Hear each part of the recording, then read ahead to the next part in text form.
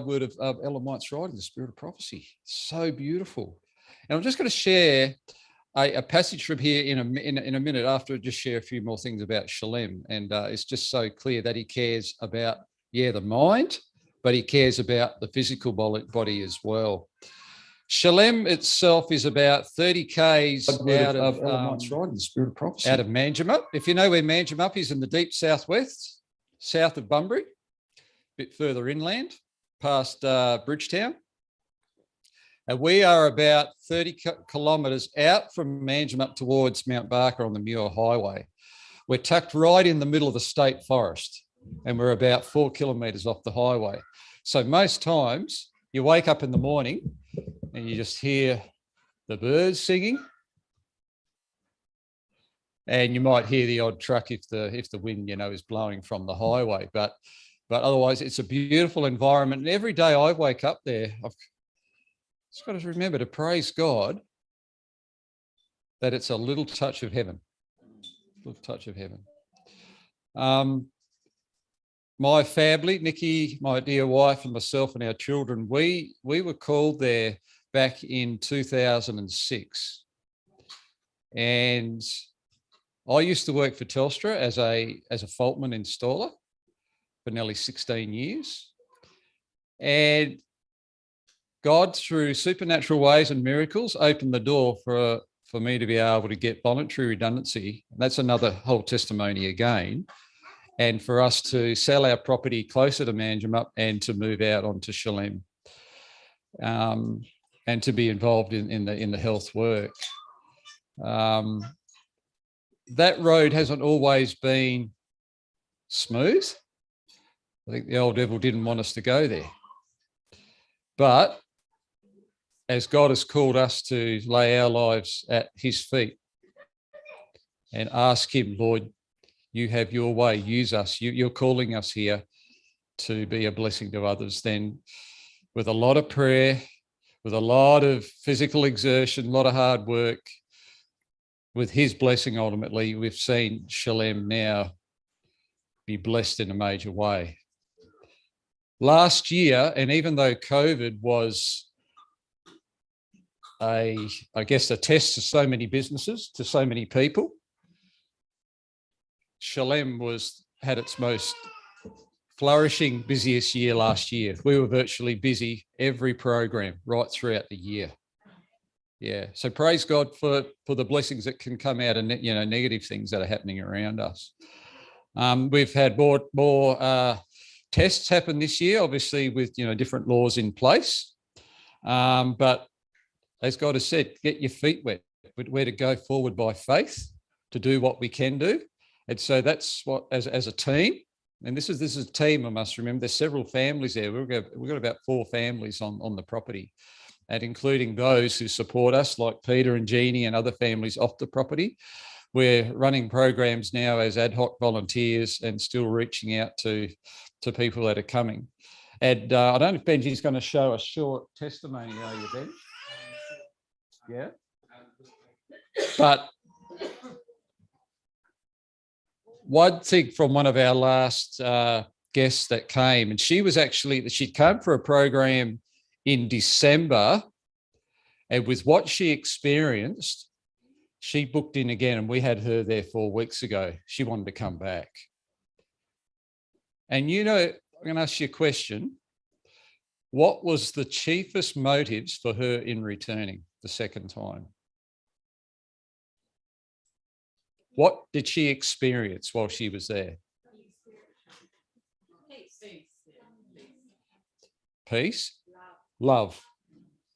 She said to us, and she said to all the crew, she said, I have never experienced just unconditional love in like a family environment. I've never been anywhere that's experienced that before. So she said, it didn't feel like I was in a hotel. She said, while she was there, she felt she was at home. So I give praise to God for that, because we're to be totally at peace with God, aren't we? All of us. And bit by bit, we could see that she's, as you show that love, she's asking more questions on a spiritual nature. So this is where we need to ask for the Holy Spirit's discernment to be able to share gently, tenderly. We have so many different people that come. And so it is only by praying and asking God how we could reach out to each individual. We're going to be gentle. We're going to be tender, because everyone has so much of a background in their lives. And often those conversations will come out, whether we've taken them into the orchard for occupational therapy or whether it's around the meal table. The meal table is a classic area for conversations to happen. And as people's trust is built in the team, they start opening up their hurts, things like that. And obviously they're confidential, but as they could see that you're willing to listen and nurture, as God prompts, then it's an amazing work. And you could see that was Christ's work as well. He was the chief medical missionary. Yeah. Before I sit down, I just want to share a passage from an amazing book, Ministry of Healing. Add one verse from the Bible in the book of John, 3 John, right towards the back of the Bible. And it says here in verse 2, it says, "Beloved, I wish above all things that thou mayest prosper." Notice these words: prosper and be in health, even as thy soul prospereth. Now, this health that God wishes for each of us, that he longs for each of us to experience, is not just one type of health. And I'll just read here this quote from a inspired writer. It says, "Body and mind to be sound." And this is God's wishes for us. It goes on to say, our work, talking about as God's people, as we work with precious humanity, our work is to be practical. We are to remember that man has a body as well as a soul to save. Our work includes far more than standing before the people to preach to them. In our work, we are to minister to the physical infirmities of those with whom we are brought into contact. We are to present the principles of health reform, impressing our hearers with the thought that they have a part to act in keeping themselves in health. So God gives us a part to play, and a part to play in encouraging others who maybe, in their life, their lifestyle has been, off track, in gently, encouragingly leading them back to a place where they can experience healing and have a vibrant life. Yeah, that's his wish for us. It says the body must be kept in a healthy condition in order that the soul may be in health. You start seeing here the big picture of what health is, how our physical connects with our mind health, with the thoughts we think, with the clarity of the mind. And we know that the frontal lobe, this part here, is the part that connects on a spiritual nature and connects with God. So this is the big picture. It says the condition of the body affects the condition of the soul. Isn't that powerful? The condition of the body affects the condition of the soul, the mind. He who would have physical and spiritual strength must educate his appetite. And it's not just about appetite, it's the big picture. It's the exercise, the water, the sunshine, the whole aspect which brings vitalizing health to us. It must educate his appetite in the right lines. He must be careful not to burden the soul by overtaxing his physical or spiritual powers. Faithful adherence to right principles in eating, drinking, and dressing is a duty that God has laid upon human beings. The Lord desires us to obey the laws of health and life. He holds each one responsible to care properly for his body, that it may be kept in health. And this, above all, dear friends, is because he loves us. We are his children. And he hates us to be burdened down with sickness, with pain. whether that be, you know, the mind sickness or the body sickness. So just as the, you know, this short time this afternoon with these therapies, I just pray you'll be encouraged that you can be used as a vessel too, to reach out in a practical way to people. And then as God leads, you may lead them to find their Saviour, especially if they don't know Jesus. That's what it's about. Yeah. So may God bless you as you listen and learn, and please, have your questions ready afterwards. Okay.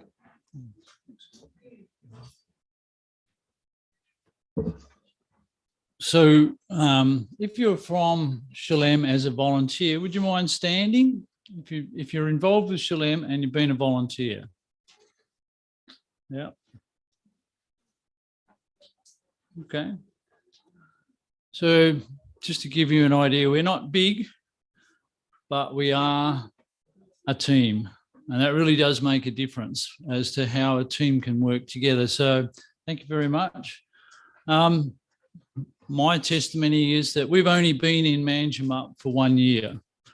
We only moved down. I decided that I didn't like working anymore, and I'd rather do something else. But, you know, the work that I really want to do is this work here that is written up on the board there. It is to be like Christ. And I recognise that I can work for more years and recognise that I'll be so focused on what's actually happening on the job and the world that I'll lose sight of what really the reality is in life. So, yeah. So Jeannie and I made a decision, let's go. We are not in the actual grounds at Shalem, but we definitely are involved in things that are happening there. So where is Shalem? Whoop, hit the wrong button. This is just to give you an idea. It's about 150 acres. There's a big dam down there. We've got 3 houses on the property. We've got 1 hut becoming a house. And we've got a couple of small huts by the health centre there. So you can see an entrance. We come in on this eastern side there, and you know, it's an extensive area, and like Kelvin said, it's right in the middle of a forest. It's a natural forest out there. So in any direction you want to walk off the property, you'll be in amongst the forest. And while down the bottom there it shows a hut, we've still got 30% more of it is natural forest on the land that we already own as well. So it's got a lot of opportunity. That's the thing I really want to talk to you about. So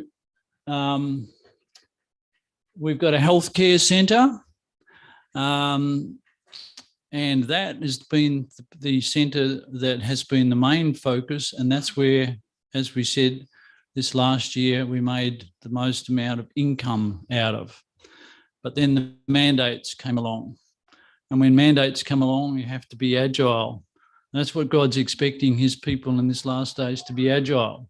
We need to be able to think differently. So we used to have a staff team. We just have ad hoc volunteers now. And they do work in different ways. We've just been advised as to how to legally keep things going. But, you know, things have changed dramatically as far as income is concerned. So we're looking at doing other things. Agriculture. This year we put in how many trees? 120? 109. Okay, 109 fruit trees. So that was a great effort. And we did it using what we call the Alan White method. So if you don't know what that's all about, you need to come down and see how trees just jump out of the ground, because that's literally what's actually happening with those trees. They're really going off. We're learning lots. And in actual fact, we had last July, I remember July because it was freezing when we had it. We actually had a growth conference, an agricultural conference, where we had Rod Bailey, who's a market gardener, but he was over in the east, and we had Jeremy Price, who's an orchard manager, come along and talk to us about how to actually run a agricultural setup and how to physically grow your plants. So Jeannie and I have found that very useful because we've bought a property and yeah, we're learning how to grow our own plants and actually learn how to do things in the right sequence. We're learning how to fail, but we're learning how to fail quickly and respond to that with a different approach. So been lots of good learning. Enterprise. Now, what does that mean? We're obviously looking for other ways to make a living. Beekeeping, we're starting to have a think about that. We're also in the process right now. We made an inquiry. Jeannie and I, normally we would get about 100 kilos of grape, and then we'd make up and crush the grapes and put them through the process of heating them up, putting them in bottles, and we might end up with about 70 bottles, and that'll last us for a year. So we said, oh, maybe we should stretch it a bit at Manjimup and try and do 500 bottles. So we made some local inquiries and discovered, which I didn't know at the time, Manjimup used to do this and make lots of money. And they've got all the equipment sitting there. It's going to just be covered with dust. So they've turned around and said, if you can use it, you can have it virtually. And then they threw in just under 2,000 litres of glass bottles as well. And yeah, we're getting ready to start juicing next week. So there'll be some advertisement if you like pure grape juice. Yeah, come and see us. So we'd be very inclined. So we're also looking for other enterprises. So if someone's got some smart ideas about how to make some money and keep this place ticking over, you know, God's in control. It's not, these things just didn't happen by chance. They happened because that's God's already made the provision for us to be able to keep going. Yeah. All right. Publishing. Chris Moffat. Chris, you want to stand up? There he is, right at the very back. He's our Abundant Life Publishing, but in addition to that, he's involved with quite a lot of other things. And guess what he has a love to do? Publishing. You know, what's the chances that you would find someone who would just come to your property, just happens to be one of the best handyman you can find, one of the better mechanics you can find, but he's also good at publishing as well. So God will put the resources together once you start these ministries. Yeah. Educational training. Well, I think that's what the whole gospel message is all about, isn't it? Christian educational training. We've started medical missionary training already. Yep. Okay. Sorry, Benji, you don't have to speak up louder if you want them to hear, but he just said we've already started medical missionary training. We're getting all that developed now and working with some people. Property management. Of course, you know, there's quite a lot we're looking at to try and see what we can develop as we're going forward. And I'll just give you a quick overview about that soon. And of course, camps and gatherings. This is part of what we would love to be doing a lot more. In fact, this is for us, this is huge. You know, it's a big step forward, but we're not doing it by ourselves now. You know, that's the thing that I'm really enjoying. God just keeps putting people where he wants the work to be done. And we're seeing that emphasis. And of course, nowadays, if you're not running media, you're not really getting the reach. So we're very much now pushing to try and have the capability and the technical know-how. Very fortunate to have Benji, who can sort of, you know, run about 4 different things at once, including fixing up things on the go and still make it look like it was effortless. So we've been very, very blessed to have Benji here. So this is a very quick overview, but we actually do have a development approval plan in place that has been approved by the local shire. Now, development approval doesn't necessarily mean that you can go and build the building straight away, but it's the right to undertake those plans there. So you can see there that we have under our capability, we can put a craft workshop and a sales gallery on the property. If we denote it as that, we are allowed to build something like that on the property. We do have caretaker's house, but we can still have another 8 more dwellings on that on that property, all up a total of 8 there. We're allowed to have some chalets and a caravan park for up to 10 caravans. We're also allowed to have camping sites. We're allowed to have the health centre, which we obviously have got, but we can also have a place of public worship and a place that's for the public assembly or a community as well. So you can see there that we've also got an area where we can have an office, a reception area, and believe it or not, we can also have an educational centre there. Now that is not really crystal clear as to whether that's lots of classrooms, but it does mean that with that development approach, we can still put schooling and education on the property. So God has opened the opportunities for us to be able to do things here. How we achieve that is very much a step of faith now as to 146. Yeah. And about 2/3 of that is cleared, but there's about 1/3 that's still native bush in there as well. Yeah. So just recently we did a major upgrade on the kitchen. This is in the last 12 months there. We came along and changed the kitchen out. So it's all stainless steel. It's got all the right flooring. It meets all the compliance requirements that you have nowadays. Yeah. So, you know, it's a development that, you know, is a necessary part of running a health centre. Put in new air conditioners, you know. Everything is another step forward. It doesn't seem like much, but, you know, when there's very little money, everything that just needs to be added into the process to make things work better, you know, God provides the money and the resources, and we managed to keep going forward.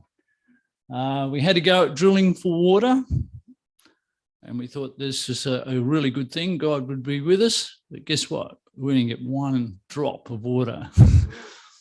It was a failure, but it was a valuable lesson as well.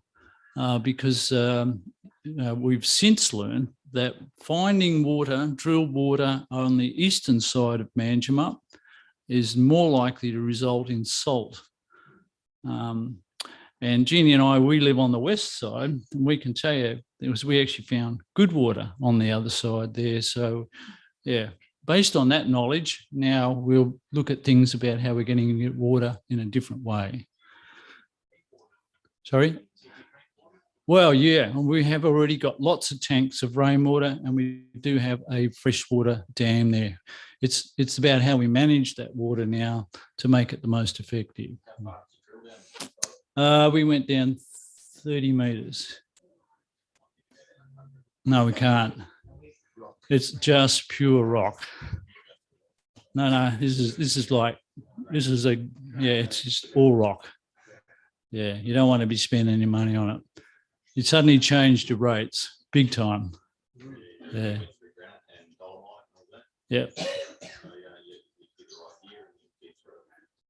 Yeah. Anyway. Yeah. No, we've done all that. Even where I am, we drilled down 30 metres and hit that same rock. So it's just a lens in that area. So we put in some power for our caravan parks as well. So we've already started the development on the caravan park. And this is sort of trying to give you a bit of an overview of some of the areas that we were working on. So we had that blue area we're saying is a vegetable growing area, but in actual fact, this yellow area is still allocated for putting in our caravan park. We, I don't know, have I got a pointer on this at all, Benji? Yes. Which one is it? Oh, there we go. This area in here, we've turned this into 109 fruit trees in that area. And so we'll get the same thing here. I don't know what it's doing. You see that? I can't see where it's gone. Anyway, adjacent to that little brown called vegetable growing tunnel, we have, sorry, we have already put up the frames for the vegetable growing tunnel. I haven't got a photo of it. We haven't put the fabric over it at the moment, but that's being developed. And this year we're going to concentrate on growing more vegetables. So we'll be developing the land there to try and get ourselves more self-sufficient. So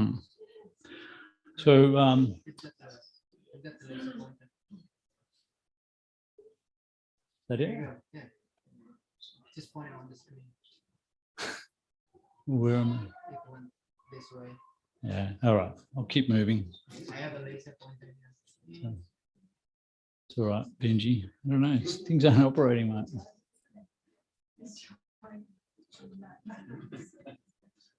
Yeah, I've got a lot of drawing up there, but is that what you're doing? But why isn't this moving? That's a new orchard. All right. That's a new orchard then.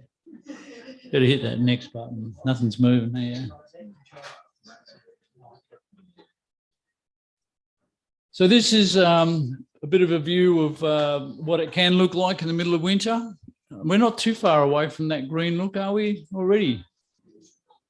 Yeah, I mean, that's when we came back, drove out of Manchima, and it was lovely and green down there, and I was thinking, oh, it's a bit dry up here, isn't it? So yeah, that we've put together a landscape plan. We're working towards that as well to try and change the beauty. I mean, when I say change it, I mean add to it in a positive way. Might have to go to the next one. I'm not sure.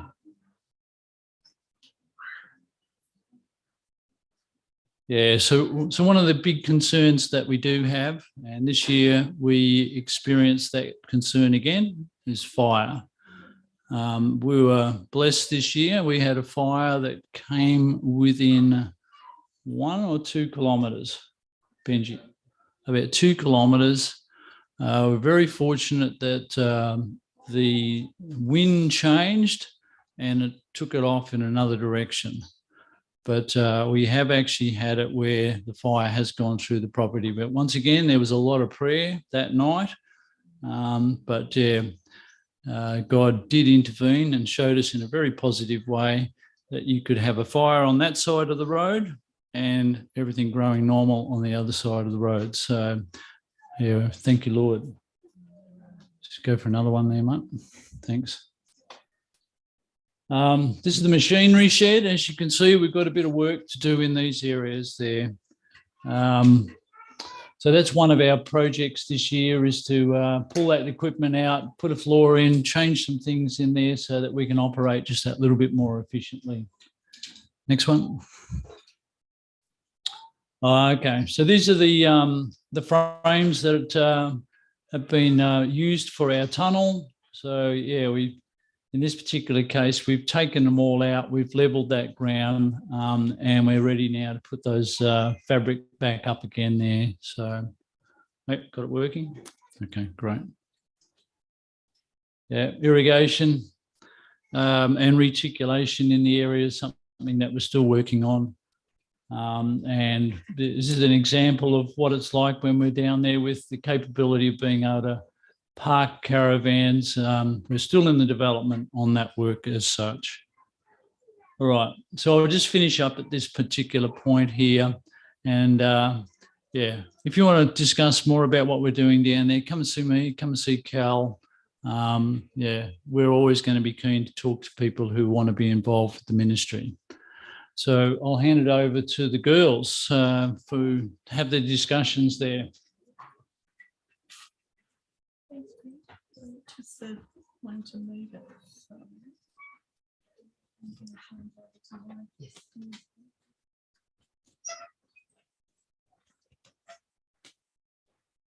Sure.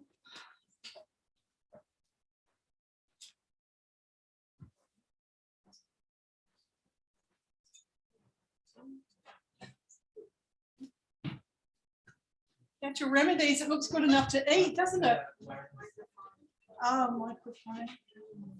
Oh, no. You keep the wire.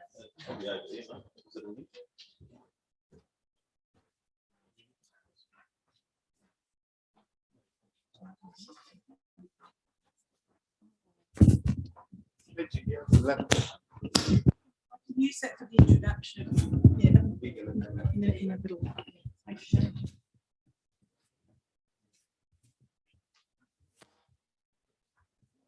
Good afternoon. Thank you for coming to our Natural Remedies program. And Shower and I are going to be doing some demonstrations for you. Shower's going to be doing a hydrotherapy demonstration shortly. We've chosen this time of the day to do the hydrotherapy first up because of the weather. It's the warmest part of the day today.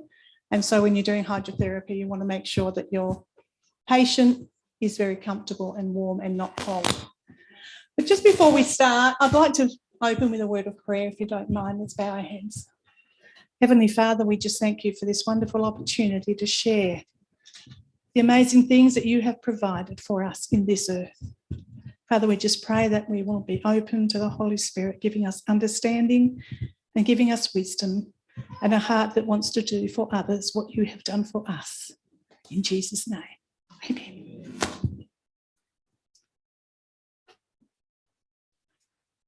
Okay. This is from Testimonies, Volume 6. Again and again, I have been instructed that the medical missionary work is to bear the same relation to the work of the third angel's message. They are to work unitedly in preparing the way for the coming of Christ. Both have their appointed work, and each will suffer great loss if worked independently of the other. When properly conducted, the health work is an entering wedge, making a way for the truths to reach the heart. When the third angel's message is received in its fullness, health reform will be given its place in the councils of the conference, in the work of the church, in the home, at the table, and in all the household arrangements. Then the right arm will preserve and protect the body. How many of you have read that before? Not many hands. Amazing statement, isn't it? Now, Shower's you're a registered nurse, aren't you, Shower? But we don't have a lot of the world's training. I've been to Eastwood and done the medical missionary course there. I've done the traineeship program for CHIP, for CHEP, for depression recovery, for Live More, all those things. But these are our main sources of our information and our education. There's some amazing verses in the Bible.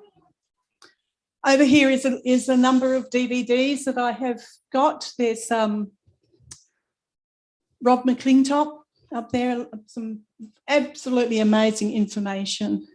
Then Walt Cross, you see a lot of Walt on Amazing Discoveries. He has such a wealth of information on using herbs, on using essential oils, also the mountain remedies, things that you can use out of your kitchen.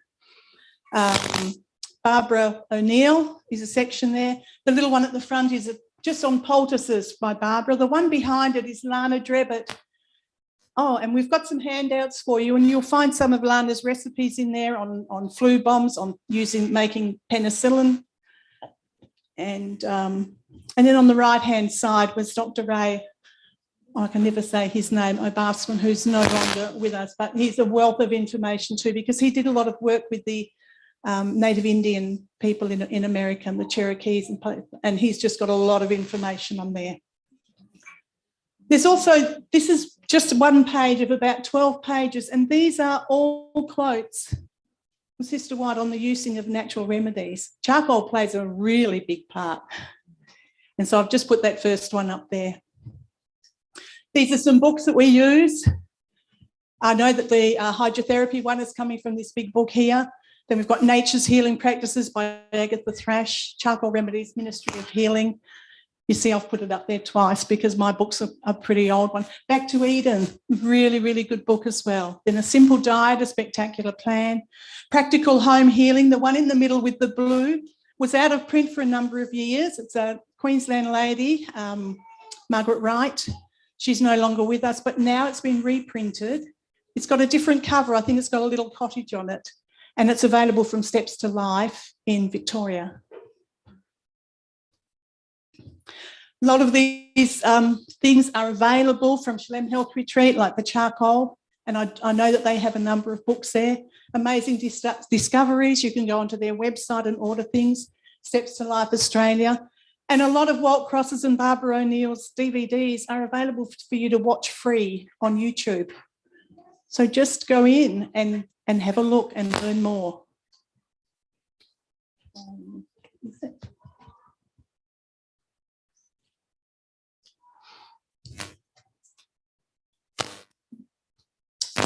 Kelvin, this must be a really important verse because you read it. Beloved, I wish above all things that thou mayest prosper and be in health, even as thy soul prospereth. This is a little statement in the front of that Back to Eden book by Jethro Kloss. God has provided a remedy for every disease that might afflict us. Satan cannot afflict anyone with any disease for which God has not provided a remedy. Our Creator foresaw the wretched condition of mankind in these days and made provision in nature for all the ills of man. I just want to give you a little testimony. Does anyone know what this place is?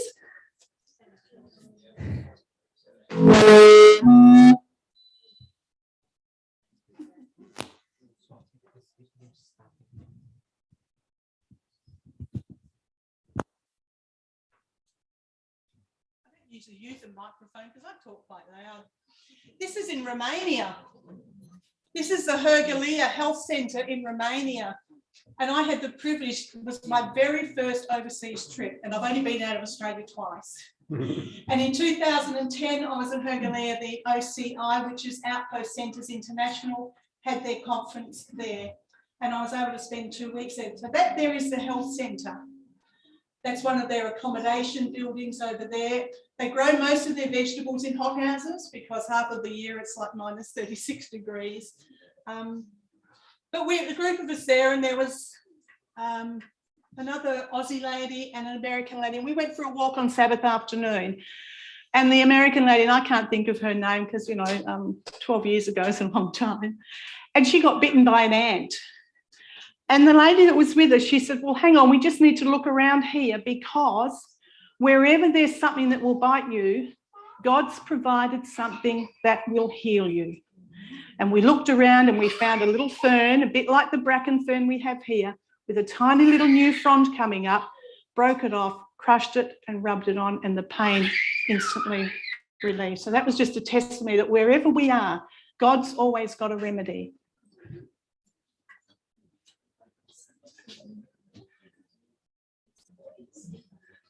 Okay, so now I'm going to invite Cheryl to come up and she's going to do a demonstration for you. And we've got some handouts here. I'm not sure who's going to hand those out. And then we've got another handout as well that I'll bring around now.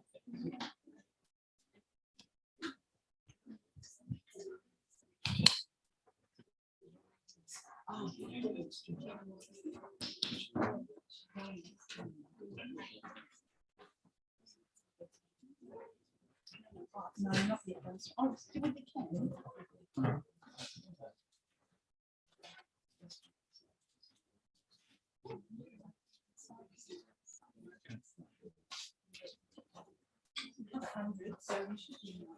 Thank you.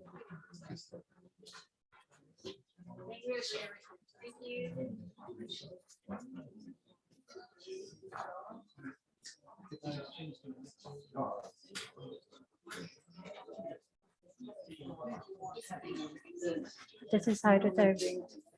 No, at least one per family.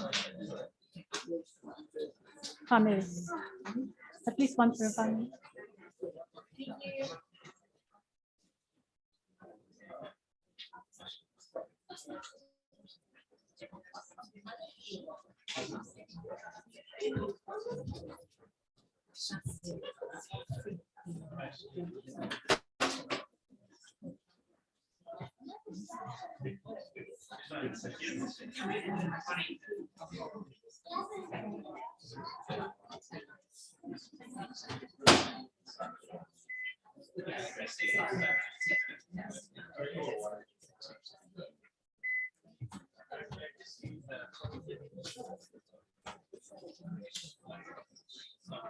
Can I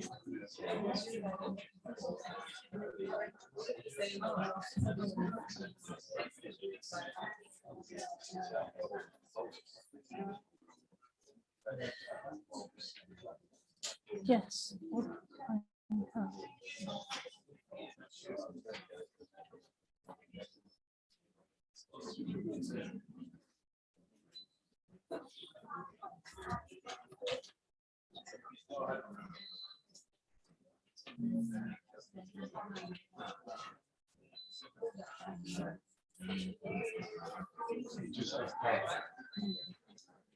We just lost.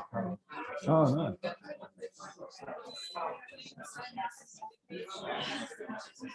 Hello. There's no power. There's no power. Can I start now? There's no power apparently.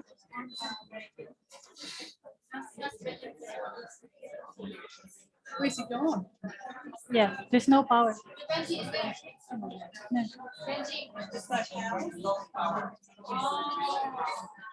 Okay, we lost power, but we can start. Can I start? The electrician is there. Just shut down.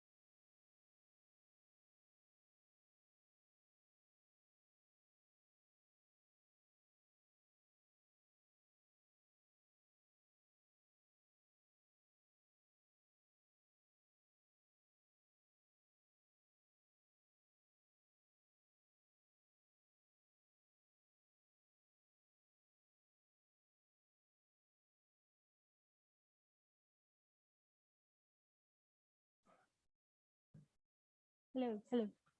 This on? Can you hear me now? Oh, it's still warming up.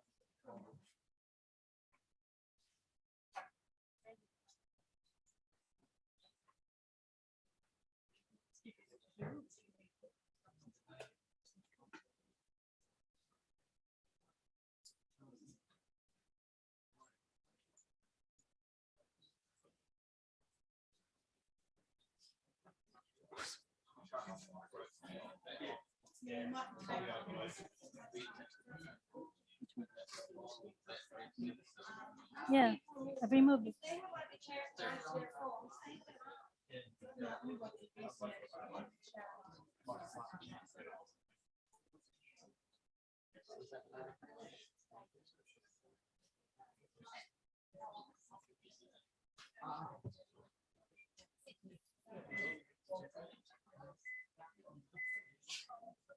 What if I start and it dies again? What if I turn this on and die again?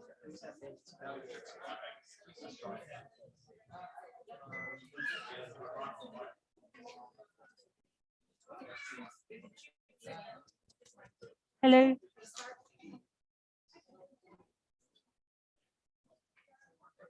Hello, hello. It's on. Can you hear me? Hello? Hello? Okay, so I'll stay in here. Okay, so we're doing hydrotherapy. Who has done hydrotherapy? There's quite a few. So For most, it might be new, but it's just basically using water in relieving the disease of the body. I call it a disease of the body because it mainly, once the balance is off, that's when people get diseases. And those symptoms is just the body saying, help me. I need help. You've abused me enough. So let's define disease first. So Ellen White defines disease as an effort of nature to free the systems from conditions that result from a violation of the laws of health. In case of sickness, the cause should be ascertained. So we should investigate what's the reason why we are sick. And most often than not, it's because of intemperance. It's because of practices that it's not in line with the laws of health. Continuing on, wrong habits corrected. The nature is to be assisted in her effort to expel impurities and reestablish right conditions in the system. So this one there as well, it says that disease is the result of the breakdown of homeostasis. And homeostasis is basically the balance of our body. So it says here, it's the self-regulatory maintenance of the component systems of the body in spite of the changes in the environment or of the body. So if you feel hot, your brain will tell you it's hot, take off your jumper. That is homeostasis. In food, a lot of us will consume what we call, or what the scientists call as acidic foods, but yet we're still alive.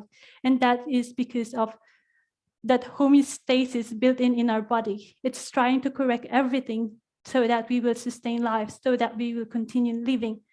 So with us breathing now today, it's a miracle.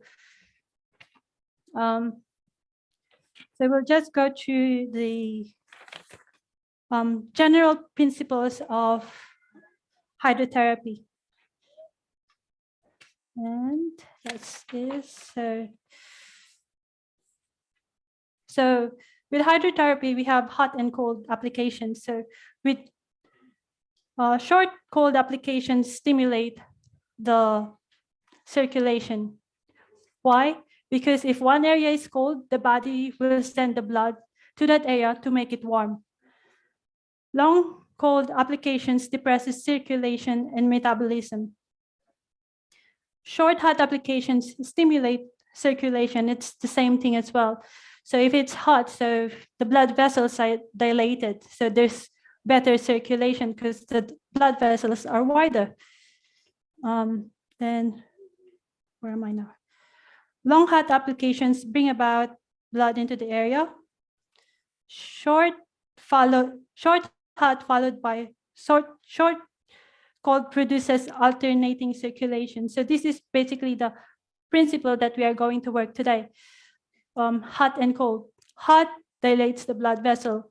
Cold constricts the blood vessel. And what's interesting with hot application is that if you apply it, especially on the foot, the blood vessels in your internal organs, the blood vessels there dilate as well. Whereas if you apply cold, it's only that local area that will constrict. That's why if you put hot and cold, it's just pumping, because hot will open the blood vessels of the organs. And when you apply the cold, it will say that area is cold, let's bring the blood to go there. And that will dilate again the blood vessels to where that cold is applied. Any question with that one? Okay. Yep. Yes. So when you have a hot shower, Yeah. and then you have a cold shower, Yep. what does it actually do? So depends on your purpose, but it's mainly just the circulation going. But for most people, if they end with cold, it's mainly just shutting those pores of your skin so that the heat will be contained. But if you do it the alternate way, it's more of a circulatory improvement.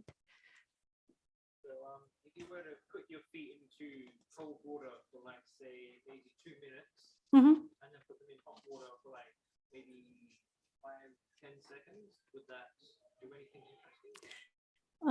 Yeah, but I will probably do it the other way around. So The hot and then the cold. yeah, so you actually use hot longer than short cold. Although if you use cold for longer, well, you get chilled, but it will actually do the same thing as just doing hot applications, because it's just forcing your body to improve that area because it's cold. Anything else? Okay, so there's general procedures. So in doing hydrotherapy, the very first thing you actually have to do is to pray and ask for wisdom. Because sometimes, even if you have the idea that, "Oh, I think this type of hydrotherapy would benefit this person," but then if you go there, then you have that inkling. The Holy Spirit will give you what application you will use, and it works. And also, another principle is knowing the person's condition and their personality. Because sometimes for fever bath, having a hot bath, if the person is not prepared to go and have that hot bath, it might be the opposite effect, because he doesn't like it. So yeah. Okay, so you can just read through this one, and because we don't have enough time, I'm only going to demonstrate one application, which is fomentation. And I would like to have the husband and wife to come forward.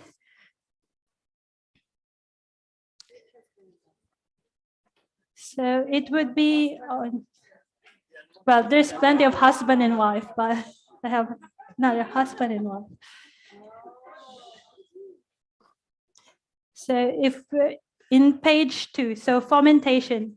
So this is basically hot and cold application, like so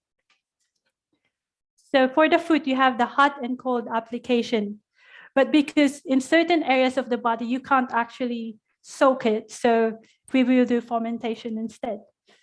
So fomentation consists of local application of moist heat to the body surface.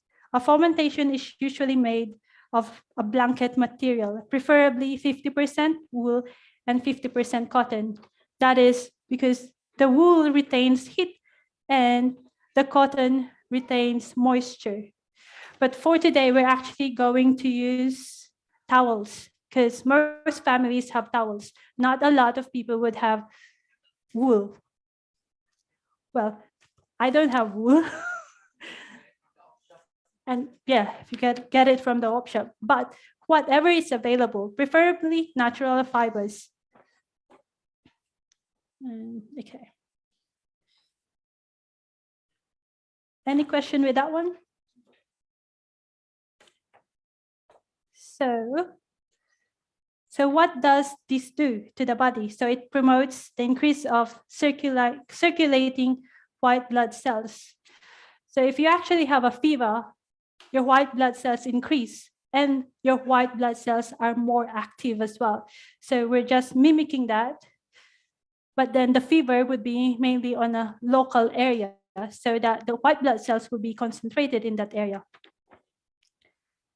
Increased blood flow to the skin, thereby relieving internal congestion, relieves muscle spasm, and increases circulation and releasing muscle tension. Relieves pain in muscles and joints by counter irritation and decongestion. With people with arthritis, because usually we finish with cold with hydrotherapy, but with people with arthritis, we will finish with hot. It's just that to them, cold is painful. So we usually finish with hot for them. So, okay. So any questions? Yes?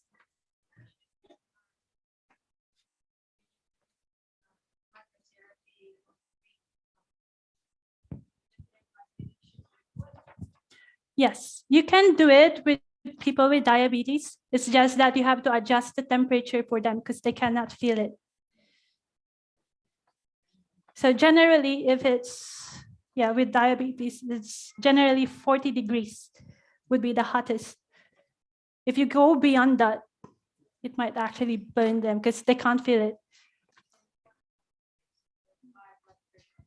With high blood pressure, you can also do it, but you will probably put a cold compress on the neck.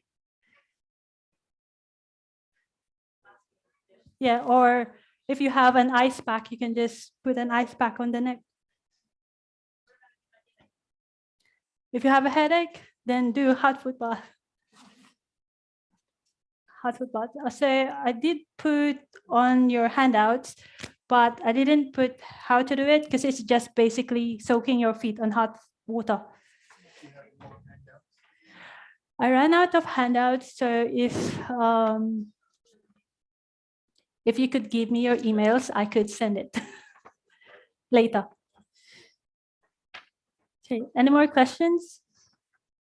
If you have a question, can you please put your hand up and so we can use the microphone? So we can capture it for those people on Zoom as well. So there's a question at the back? No?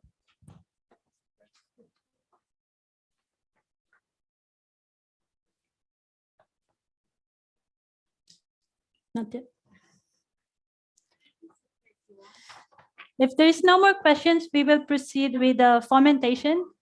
So with this fermentation, you could use it in any areas of the body. But for today, we're going to do the chest fermentation because it's COVID and it's nearly winter time. So infections are on the rise. So we will do that one. And it's somewhat a bit different to if you use it in other areas, the fermentation. So we'll do a bit more complicated. So we have Pride here and Mercy. So Pride will be our client, or I guess, I wouldn't call it patient because we're not in a hospital. Okay, I guess. And his lovely wife will do the fermentation. It's just much better if someone related to you does the therapy for you. So, can you guys see the table in front? No? Okay.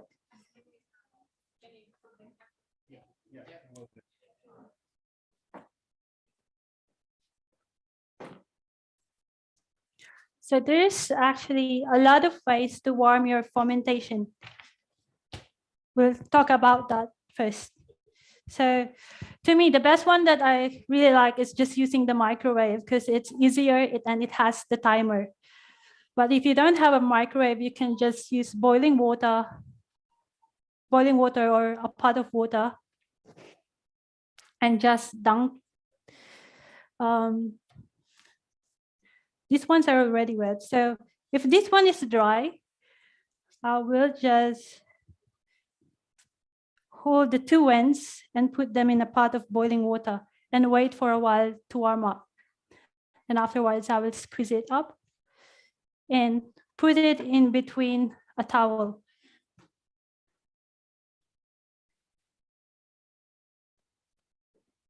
Then cover it.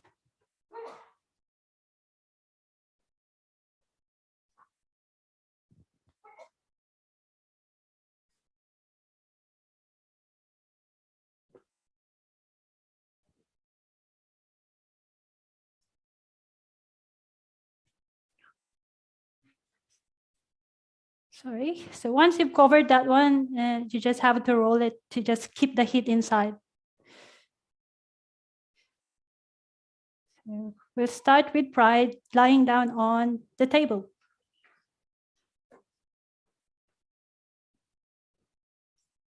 So with chest fermentations, you need to have hot foot bath, and that is to help him to warm up and also keep him warm while he's here. And plus, because he has, for example, an infection, so we want him to be as warm as possible.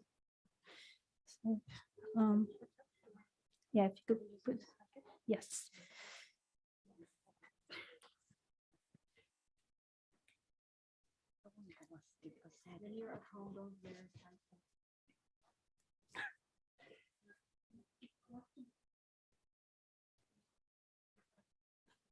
Okay, can you lift your feet? And just test if that's all right for you. Okay, so if they're okay with their sensation, it's probably as hot as they could handle. Otherwise, just 40 degrees or under. Just move that closer. Then we will cover him. So preferably, he doesn't have his shirt on. So we'll cover him.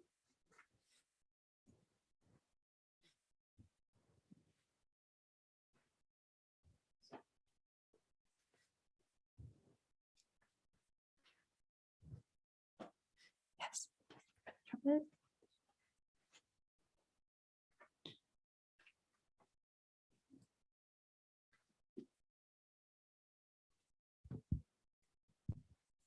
Shower. Yep. Question for you. If they're coughing really bad, what position would you use? Well, if they're coughing really bad, you will have to put the head a bit higher. You can actually do this while they're sitting down as well, but it's more tricky. That's why, as much as possible, 2 people doing it. Okay. So for chest fomentation, we have back and front fomentation. With the back, we will just leave the fomentation on its own. We don't do the alternate hot and cold, but on the front, we will do the hot and cold. So I've already warmed up the other fomentation for his back. So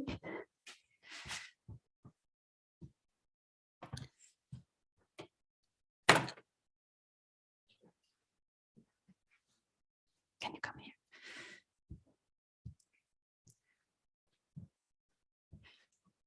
So I have here the woolen one because it retains heat and it's hot. So cover it. Now, because this is actually hotter, we will add more layers for him. So this would be for his back. And I will just put this one for the front one, warm it up for 5 minutes. Should have warmed it a while ago too.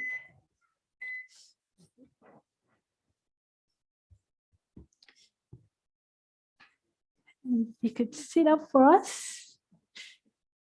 It's difficult to sit. Yeah. You Yeah. just sit.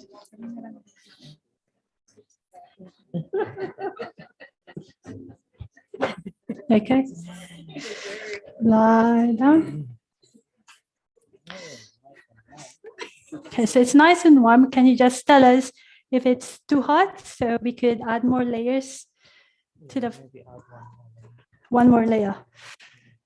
So it's already hot. So we'll add more. Okay. Okay. So we're just waiting for the other fermentation. Another question for Yes. you. When you are doing the training at Shalem, do you teach people how to do this?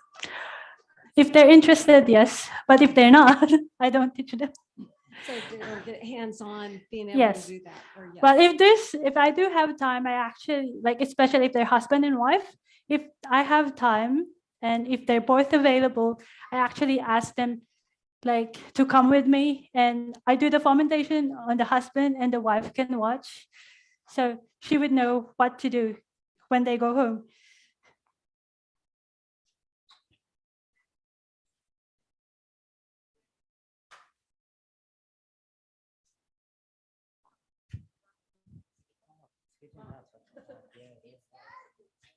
Why do you put the feet in hot water? What's the purpose? It's actually because if he has chest infection, the warmer he is, the better. It's just like trying to make a fever. So it's an artificial fever that we are creating. So this would be a circulatory improvement a whole body improvement. And then with the chest, although there's already a circulating like improvement in the circulation, we also want to have just the chest. So just doing it like a double dose. If they have a chest infection, the fever is high, you do the same thing to increase the fever, to increase the temperature. If you already had a fever, you have to reduce the fever first before you create another fever. Otherwise, it would cook the head or the internal organs. How do you reduce the fever? Sorry. Yeah. Okay. So how do you reduce the fever?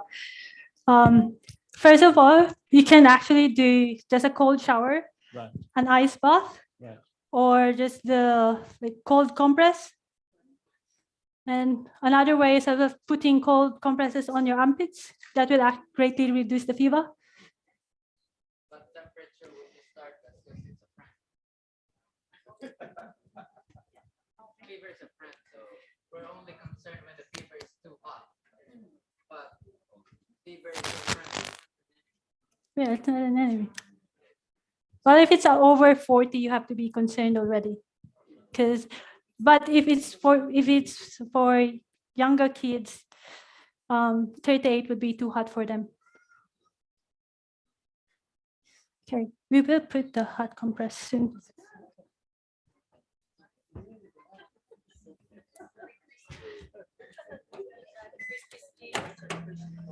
Okay, move that. It is hot. That's okay.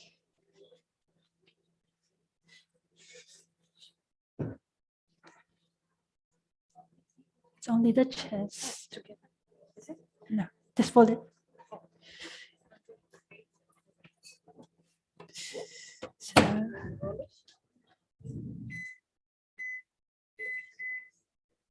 yep, and roll it.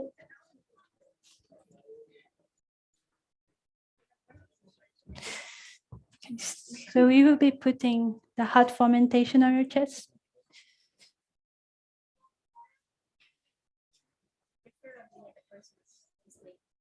Yes. So we're only concerned on the chest, so we will fold the edges. And is that all right? Okay, so nobody has asked the questions, how many changes do we do? So generally, at least 3 changes.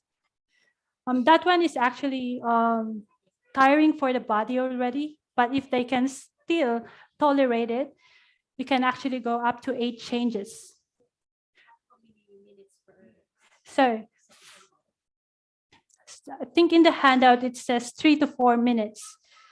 But with me, I'm using the microwave as a guide. So I actually do 5 minutes because that will actually just make the towel hot enough.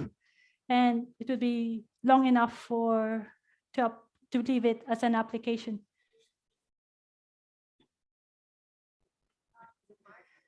Yes.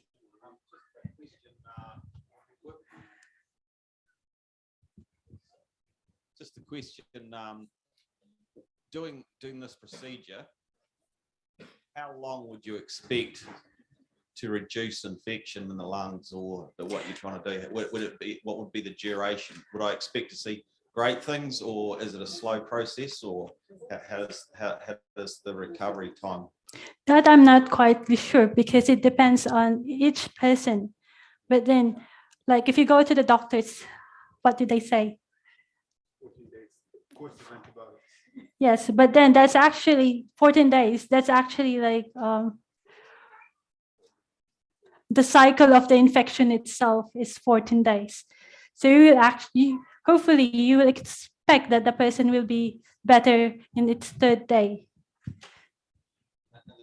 The other question is, so you go through this process, how many times would you do it? Okay, so how many times do I have to do this? In the notes, it actually says 2 to 4 times a day. So how many times does like the frequency of medication does the doctor say? It's the same, yeah? But the days would probably be shorter. It depends on the person themselves and how bad the infection is. Can I ask the patient Okay. if he's still alive? Are you okay? Yes, I'm okay. Oh. Very hard. Now he's very hot, so we'll actually put a cold compress on him because he's not that sick really.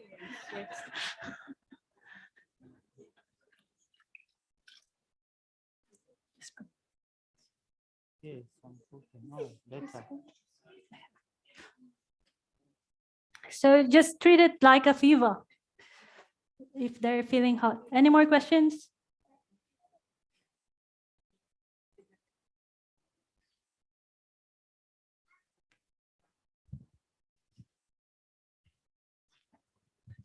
I have a quick. Yes, Oh, I have a question. this one there. I don't understand why, if you already have a fever, you would get rid of it to then give another fever. What's the point of that? Well, mainly it's to rest your body. Because if it's constantly hot, you're actually just cooking your internal organs, especially the brain.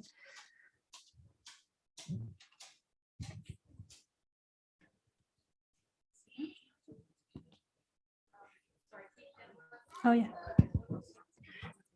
If you combine this therapy with a different therapies like ivermectin, hydroxychloroquine.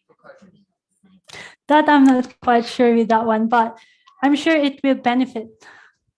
And because usually with therapies, like with this one, hydrotherapy and the natural remedies, you actually combine those two.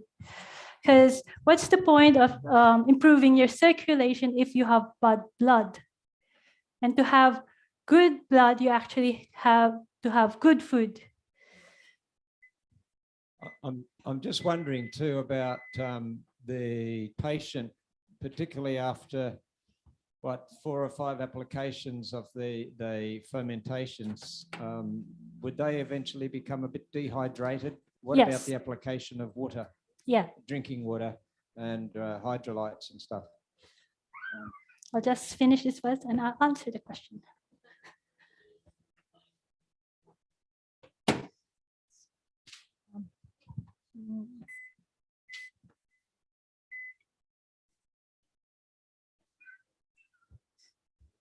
Yes, they will be dehydrated because they're hot, so the water is evaporating from them.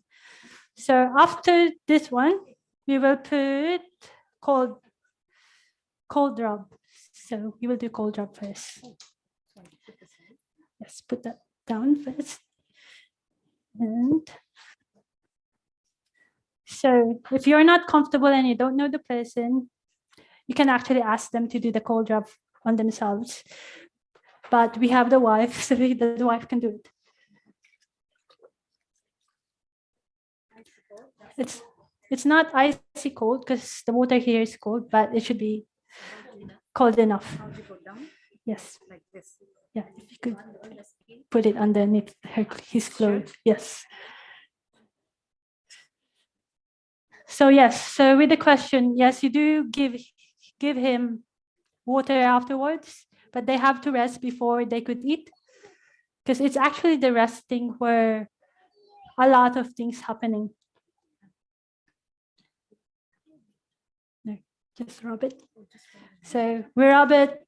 They say 30 seconds, but as long as you break that cycle of heat, that would be good enough.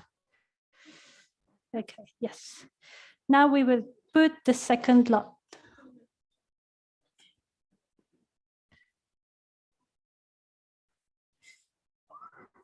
And the same. Cover it.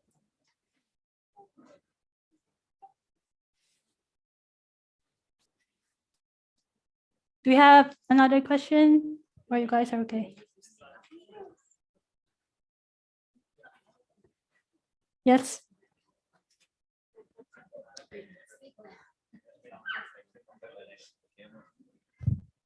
Look. One of my friends asked if we have a bad ache, lower back pain, what hydrotherapy or any other treatment can we use? Okay, that one would be fomentations as well, but because it's on the back and it's mainly for muscle pain or soreness, we don't need the hot foot bath. So it's just hot and cold on the back, Hot and cold. hot and cold fomentation. Thank you. So the towels that you are putting in the microwave, they're already wet, right? Yes, sorry, didn't mention that a while ago. So you don't put dry towels in there. Yes, so should be wet. And also, if you don't have a microwave, you're saying you can put them in a boiling pot Yes, boiling pot or just pour hot water in it. on the towel. Just one towel at a time. Yep. And yeah. Okay. Squeeze it. Yep. Otherwise, you can do steaming as well. And Jenny, she does put it in the oven.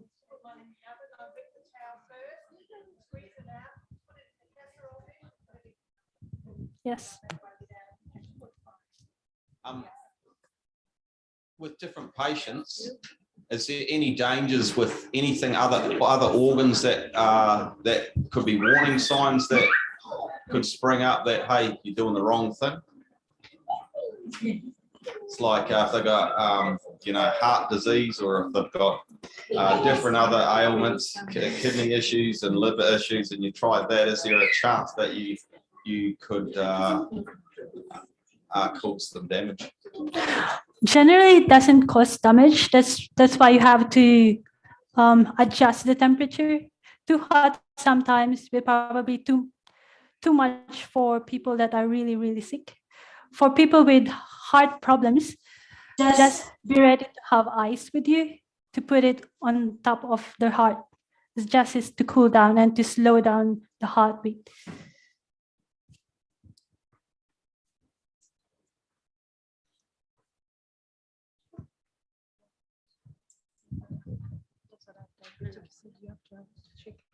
The pulse. Let's see if they're asking.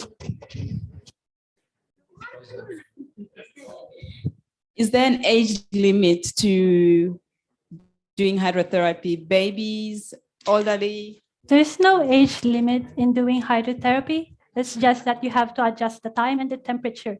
Like for younger ones, like if you do hot foot bath for kids, you generally go by the age. If they're 2 years old, 2 minutes of hot foot bath until they're, I think, 12 or 18. Then you can do 20 minutes. Okay. Yes, same thing.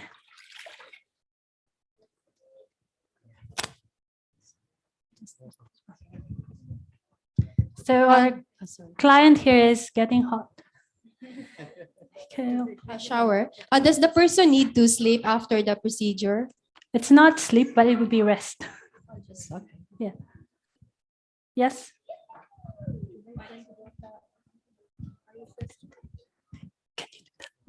How to rest, sitting or lying down? Rest meaning you don't do vigorous activities. So what do you do when you are so tired? What does your body want to do? Yes, you have to listen to your body. Because most people, they will have the therapy. Well, some people, I should say. Some people will have the therapy and then do other things like go walking around and cleaning and stuff. You're actually negating what the effect that it should happen on your body. Did you measure the temperature, or what's the maximum temperature you want to achieve during the process? Maximum temperature, meaning the Did fever? you measure their temperature during the process? Check the body. Yeah, that's right. Yeah, the body temperature. Okay, the person's body. Yeah. Well, to me, I just go by 40 degrees. I don't go beyond 40 degrees. So you have to have a sort of a measure. That's why I don't go by the temperature, because if you go to the community, not a lot of people have thermometer, but then you can check their pulse rate instead. At least with that one, you can just feel it. And with that, if it's 120 already, if the pulse rate is 120, you put an ice pack above their heart. If the temperature is above 140 degrees, you have to stop the therapy. Sorry? Oh, sorry, heartbeat. Okay. We'll do the cold. So we're doing the last hot, but we'll do the cold first. Just on hydrotherapy for pain relief, it's not a question, but a testimony. My youngest son used to suffer from growing pains really bad in his legs when he was younger. We used to use Panadol, but then I thought, why not try the hot and cold? So I'd get him up and give him like hot for a minute or so, hot in the bucket, and then cold for 30 seconds. And the relief was so quick, like after a few minutes, the pain would be gone, quicker than Panadol, and longer lasting too. You put him to bed and it'd be fine the rest of the night. So it's amazing. So we're putting the last hot. Would like also to share a testimony on hydrotherapy. When I was 16, that was a long time ago, I had an anal fistula, and the doctor said I need to go through surgery. And we consulted many doctors, Adventist doctors. 3 of them said, yep, there's no other way to heal but to go through surgery. And even if you go through surgery, you only get like 50% success rate because it will come back. So my mom said, okay, we'll just pray and use hydrotherapy. We'll change your diet. We'll follow the healthy lifestyle. So the other doctor who overheard that, he wasn't an Adventist. He said, you can wait until Christ comes and it will not be healed. Because there was no case that kind of issue healed naturally. But we changed our lifestyle, changed my diet. I wasn't vegetarian at that time. So this is what I've shared with our guests whenever they ask the question, how did you become a vegetarian or a vegan? But not vegan technically because we have honey, we use honey. So my mom, because every culture have their own herbs. Our herbs is very common is guava leaves. So it's good for everything. So we use hydrotherapy, cold, hot sitz bath. So like a big, what do you call that? Tub and hot water, about 40. Maximum our skin can bear is 43. After that, it gets damaged. So 40 degrees is safe level. And so I sit on that, just this, because any body part that you can immerse, you can do the hot bath. But if you can't immerse it, like back or chest, you do fomentation. Okay, but it's the same principle. So I did that every day, morning and afternoon. And after a few months, I feel that it was healed already. I went to the specialist, and the specialist said, you guess what he said first? He said, praise the Lord. He must be a Christian because he hasn't seen any issue that naturally get healed. And he said, what did you do? So I said, I changed my diet, follow the Adventist lifestyle, and we prayed. So that healed it. It's an anal fistula. So it's an infection on the anus, and it creates another tunnel. And the bad thing about it is it creates another tunnel and another tunnel, another tunnel. So it was very embarrassing for me because it smells and I can't sit comfortably. So, but it healed naturally. And also, I don't want to take more time. I have more testimonies, but I'll give it to Shower. I'm also, like what Shower said about the fever bath, because when we have guests that have cancer, we do fever baths for cancer patients. And with fever baths, you don't want to exhaust the immune system. So that's why Shower said to rest the body. But the first sign of fever, you don't want to get that fever down because that's a friend. It helps your body fight against infection. It's only when you have fever for Yeah, sustained and several days and very high. That's when you want to be alarmed, and you need that like our children. You don't want their temperature to go down if they have a fever. You just watch them that it will not go very high. Have you had any experience with sciatica nerve with hydrotherapy? Shower can answer that. I don't have You had experience. any experience with sciatica nerve when you're driving too long in the car and you get out and you go Mhm. pain up the leg? Does the hydrotherapy work with it? Well, it does work to relieve the pain, but it doesn't really address it. It doesn't really address it. Because, like, your muscles, it's actually the muscles that are pinching your nerves. That's why. So it's mainly just to relieve the pain. But yeah, she will mention more about it. We're still alive. Okay, so we will do the last cold fermentation. Oh, 3.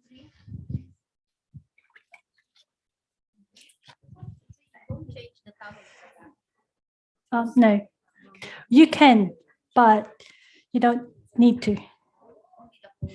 Yes, only the front one. Shower. Yes? It's over here. Do you recommend heating pads as another way of doing heat? If they cannot do it any Heat other way? pads. Like a thermophore? It used Is to be that a dry called. one? Yeah, it's made. Yeah. It is. It's made with wool, so you have a wool cover on it. Yeah. The thing is, you can use that, but moist heat actually penetrates deeper. That's why we prefer using moist heat. A friend of mine in New South Wales had an accident and she broke her, I think C6 and C7. So there's a fracture. Good thing the spinal cord wasn't knee. And for 6 months after the operation, there was no signs of bone growth or healing. Then I told her, just try and do hot and cold. So because she's wearing a brace, she can actually put that moist heat on the back. So what her husband did was actually get a blow dryer, heat for 5 minutes, and then put something cold for a while and do it every now and then. And after that hot and cold, she did put comfrey poultice on it. And she said because she did that for 3 weeks and she went back to the doctor. And she said, there's actually signs of bone growth on her spine. And whether it is the comfrey or the hot and cold, I think it's just God's blessing. Yes.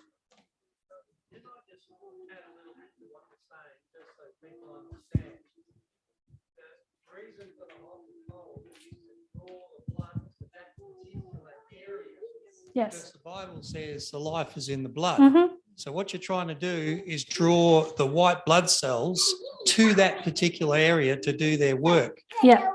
And we're told that doubles the white blood cell count.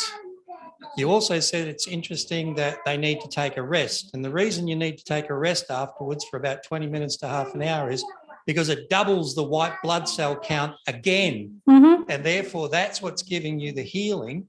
The hot and cold is just the mechanism to get the blood circulating. Yeah. So we will do the cold pour on the feet to finish it. So if you could put your feet up.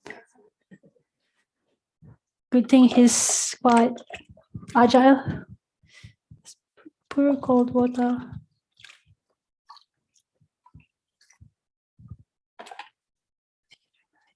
Yep.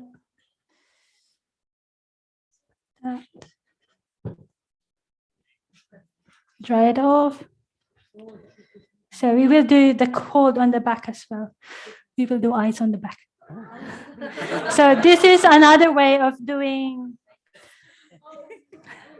cold. So, especially for muscle pains, it's actually much better to do ice instead of towel. Yeah. So just do a brief one. Are you cold? Yes.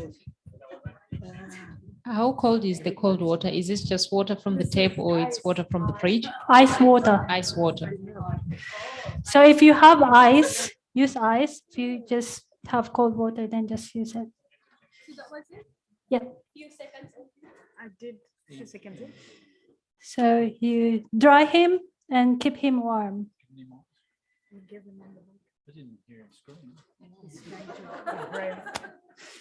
So after the therapy, you actually don't.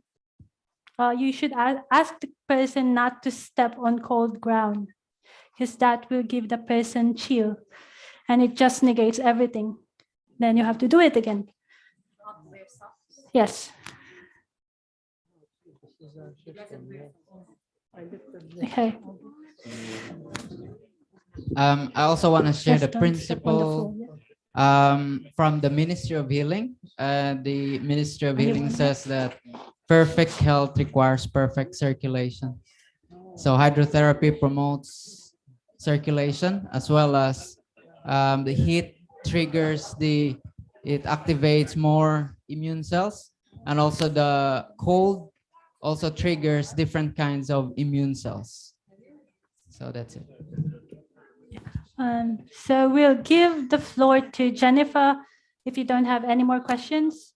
I did put more therapies on the handouts, but because we don't have enough time, and Jennifer has a lot of things to say that are very interesting, so I'll give her the floor. Thank you.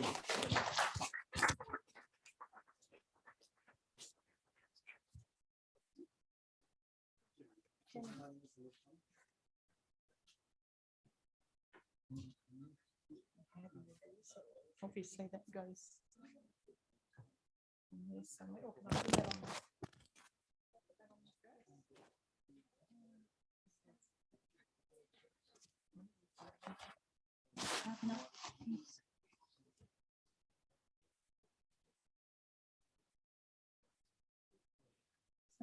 Sitting all right?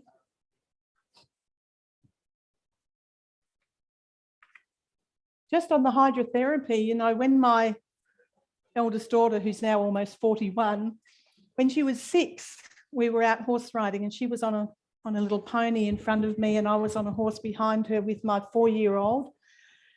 And her pony got frightened and took off, and she slipped. But one foot got caught in a stirrup.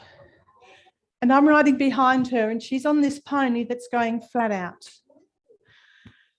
And she's going backwards and forwards behind this pony with one foot in the stirrup.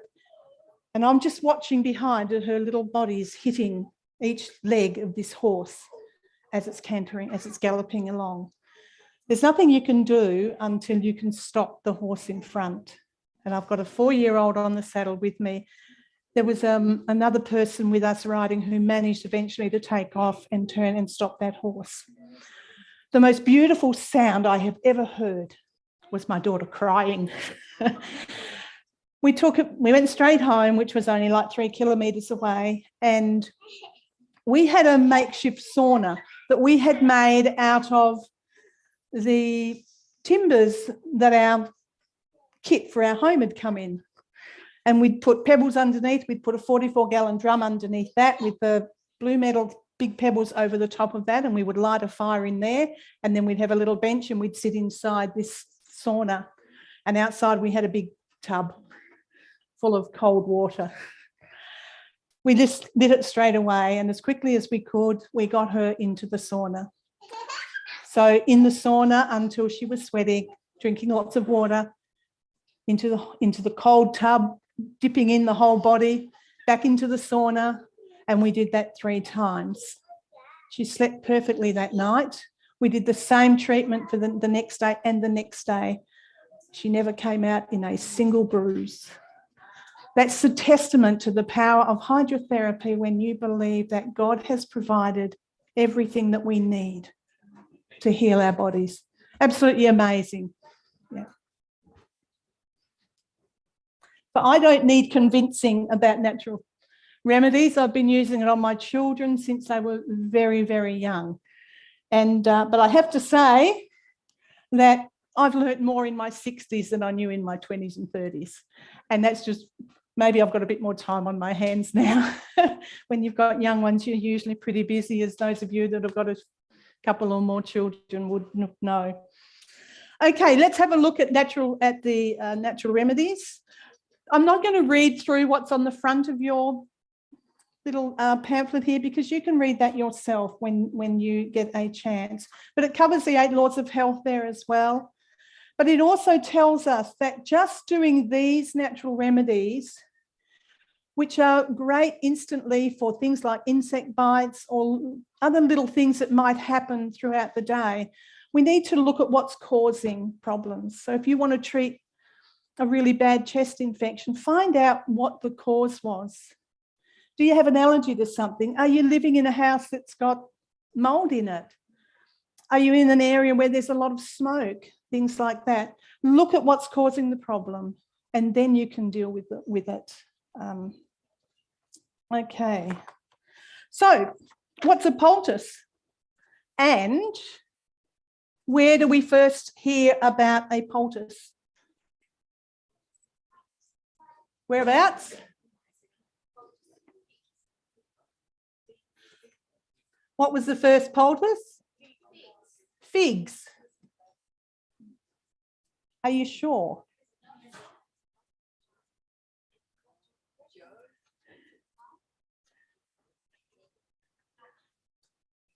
Okay. Job was the first person to deal with, sorry, it wasn't Job, but Job was the first person to deal with natural therapies. Yes, he sat in ashes. He took a piece of a potsherd, which is a piece of broken, what we would call ceramic today, used that to scrape, and he sat down in ashes, which we're sort of interpreting that as being pretty close to charcoal. The next one was, you should know this one, Pastor Jeff.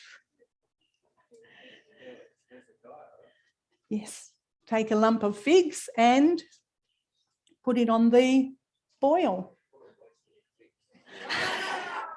I tell you what, I've been guarding this one all afternoon.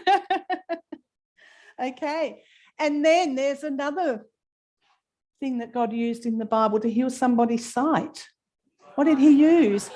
He used clay. So natural remedies have been around for a long, long time, long before modern medicine came into being. Okay, what have I got here?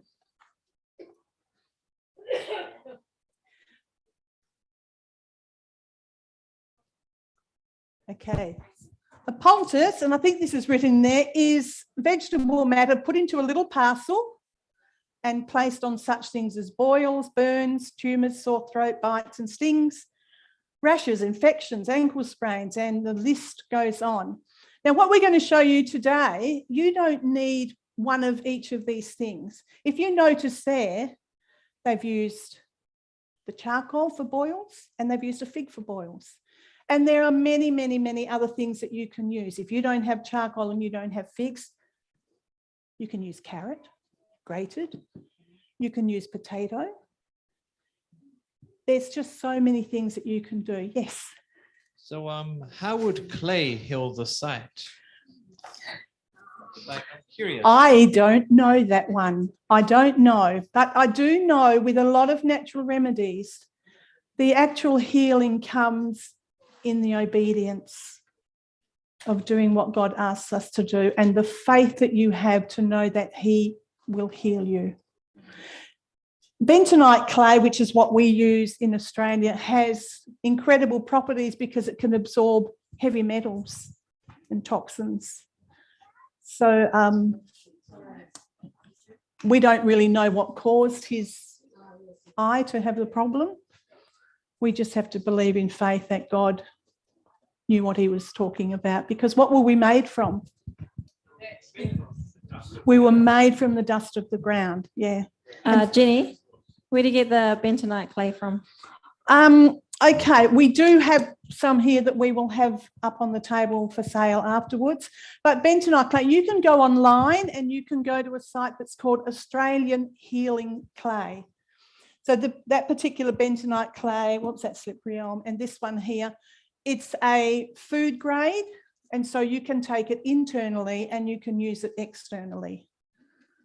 Okay, I had a lady, I used to have a shop in Pemberton, a little health shop, and I had a lady come in one day and she saw the big container I had of bentonite clay and she said, "That stuff's amazing." I said, "Tell me your story." She had been treated for severe cancer and she had had radiation and chemotherapy. And the after effects of that are not good. And you have residue left in the body. And a friend told her to get onto the bentonite clay and explain to her why. And she said within a few days of taking bentonite clay, she started to improve. And after a period of time, she said she just got so much better so quickly because it just has this amazing ability to absorb heavy metals and toxins out of the body. I use this, which we'll do shortly, in the tooth poultice for toothache, and especially if you've got amalgam fillings. It's really, really good for that. Okay, let's start off with a cabbage poultice. Another story to tell here. When my eldest daughter had her child, she brings me up one day and says, "Mum, I've got mastitis. What am I going to do?" So I said, actually, use a charcoal and linseed poultice, because charcoal draws out inflammation and also draws out toxins. And linseed is really, really good at drawing out inflammation. And in fact, if you ever get a copy of that Ellen White comments, and if any of you want those 12 pages, just give me your email, or in a little while, my email address will be up on there and I can send it to you, because Ellen White talks about using linseed and charcoal as poultices and how they used it. So I said to her, grab your charcoal and ground linseed, which I always, in my little first aid box, I've always got charcoal mixed up. In fact, this is mixed up with psyllium husk, but you can use psyllium husk or linseed. I use mostly linseed for something like an infection, because linseed draws out that inflammation as well. And I said, and just mix that up with water. You can't use charcoal. I mean, you can use charcoal on its own mixed up with water, but it's just water. When you add either psyllium husk or slippery elm powder or ground linseed to it, it becomes a paste and it's much easier to work with. So I said to her, just make that up and put the poultice on. So she did, and she rang up the next day and she said, "I'm a lot better this morning. I'm going to do a couple more." And then she said, "Oh, I've decided to do something else." And I said, "What's that?" And she said, I'm going to put it in a cabbage leaf. So if you just want to use a cabbage for inflammation, which is really good, you can take a cabbage leaf. You can either just pop that in boiling water for 1 minute to soften it up, or you can take a little hammer or a meat tenderizer. And I can't believe that a few months ago, cleaning out a thing, I actually sent a meat tenderizer to an op shop, and I haven't been able to find one since. So you just gently press this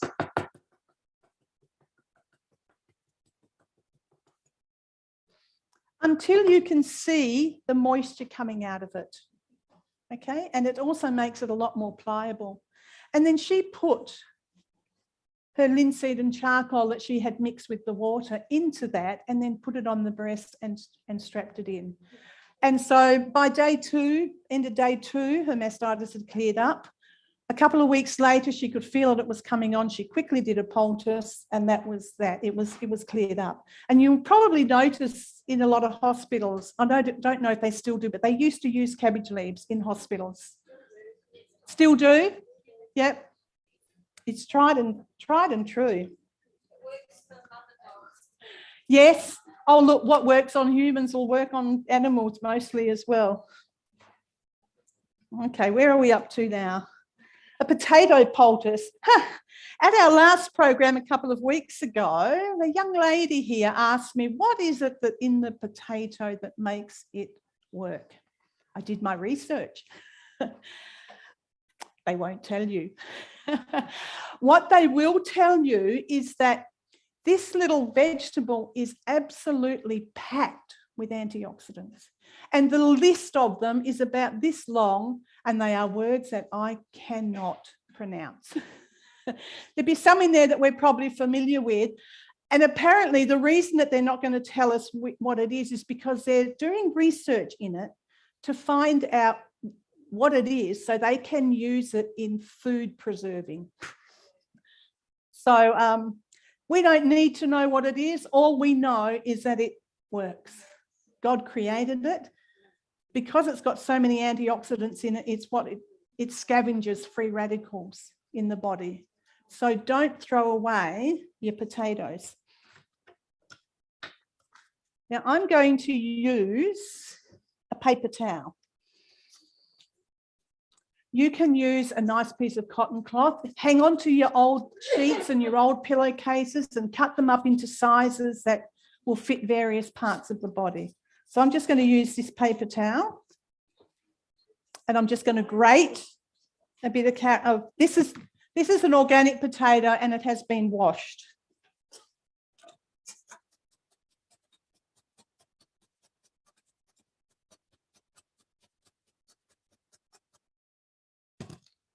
Oopsie daisy. Now I don't know if you can you see this here? Is it up on the screen?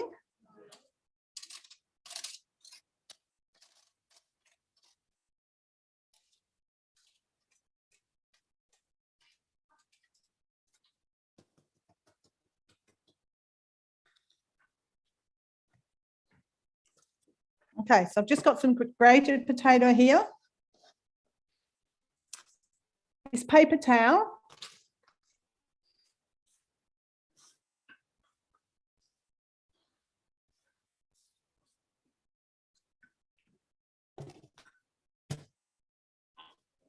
In there like that.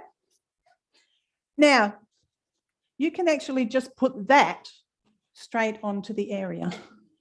Or if you like to have things a little more tidy and less messy, especially if you're dealing with children, because they, things can get messed around. You would fold it over, and this is the side that's only got one layer of the paper towel, and that's what you would put on the affected area. If you look at your notes here, you'll see what the potato poultice can be used for. Tissue inflammation, ingrown toenails, burns. If you've got burning around the eyes, potato is so soothing. You wouldn't want to put some of the other ones can be a little bit messy, but potato on burns, and especially around the eyes, is very, very soothing. And then you would just pop that on the area and bandage it up. And you'd have it on for about 20 minutes to half an hour. You can leave it on overnight if you want to. Is it all right for paper wash things to do that? Yeah, you can do that, but there's quicker things that you can do that will pass that, because you might be out somewhere in the garden or maybe out walking somewhere. I'm probably not going to have a potato and a grater on a bushwalk.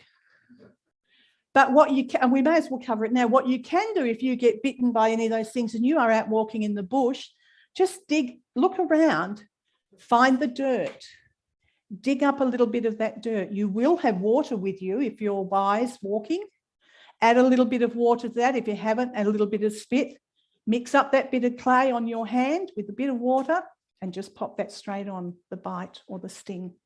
And that will give good relief until you can get back home and find something else. You'll notice as you look through here that there's just so many things that can be used for the same ailment that comes along. So, you might not have one thing, but you'll certainly have at least one of the things that are on the table. So we won't do the carrot poultice, but it works exactly the same way as the potato poultice. You do it exactly the same way. Grate a little bit of the carrot, You can put it just straight on, or you can wrap it up in a little bit of paper. Okay. The charcoal poultice, it's one of my favourite poultices, just simply because I've used it a lot. And I know that Shalem have got charcoal here with them today. Actually, I'll leave this one for a minute because I want to do a charcoal poultice for my neck. And I'll show you how to do that when you're on your own. Okay. So we will just put that one aside. But we'll look at the charcoal poultice for a toothache. Okay. So we're going to use a little bit of charcoal, in a little dish here. When I have a toothache, or if someone else has a toothache, I actually make up a few of these because you can store them in the fridge and just grab one out at night time before you go to bed. And a little bit of bentonite clay, and the same thing. Sorry, yes? So could you mix the poultices Yes. like potato and charcoal together You could do for extra to effect. make like a super poultice? Yeah, it could make a super poultice, absolutely. And look, the thing is with all of these things, unless you have an allergy to something, you can experiment. But the other thing too is to always remember, ask God to bless it. He's the healer. You know, Kelvin read that verse before, I am the Lord that heals you. If you hearken to my words, obey my commandments, keep my statutes, I won't put any of these diseases upon you that I've put on the Egyptians for. I'm the Lord, the God that heals you.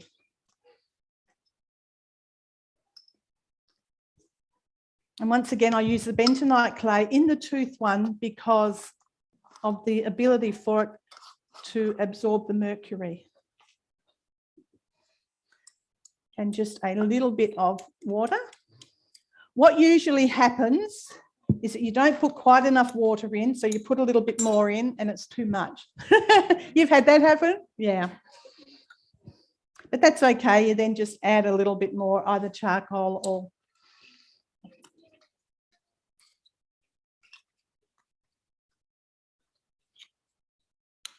oh, look, we're up on the screen now. Okay, so I have done it again.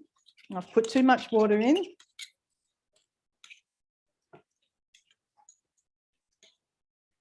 So we'll go with a little more bentonite clay.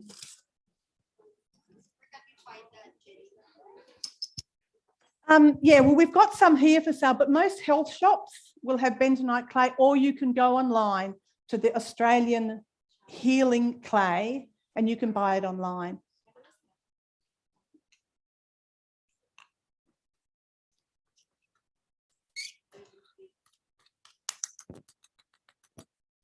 So it is Australian, so we don't have to worry about it taking months and months to get across from America. And then we're going to put either a few drops of clove oil. Dentists use clove oil. You've been to the dentist and you've got a toothache and he hasn't got time to fix it. He'll put a bit of clove oil on a thing, put it on there and send you home and then come back when he's got an appointment for you. Or you can use a little bit of peppermint oil because it tastes really nice. But clove oil tastes quite nice. And this is going to take quite a while to come out because there's not a lot left in here. We'll just pretend that we've put it in there. And then in this little box here, these are my little tooth poultice cloths. You don't want to use paper because overnight the paper would start to dissolve and it's not very nice. So we're just going to put a little bit of this in the middle. We're going to fold it over on each side. And then we're going to fold these ends in like this, and we've got these little pockets. And then you just put that on the tooth. At night time, I put it inside the gum And I've slept many, many nights with one of these in, and I've never had one come out, and I've never swallowed one. So don't be afraid. But then you would make up your whole mixture into half a dozen of these, put them in a little container and put them in the fridge. And then each night you can just take one out. They'll be a little bit stiffer than this, but the fact that you've got saliva in your mouth at night time, the clay won't dry out. It'll soften up again. It'll be moist, and it'll be moist all night long. The thing with charcoal poultices, you don't want them to dry out, because if they dry out, then the body will start reabsorbing the toxins that have been taken into the charcoal. So never let a charcoal poultice dry out. And I'm pretty sure that I've highlighted that in your notes. Have we got any questions so far?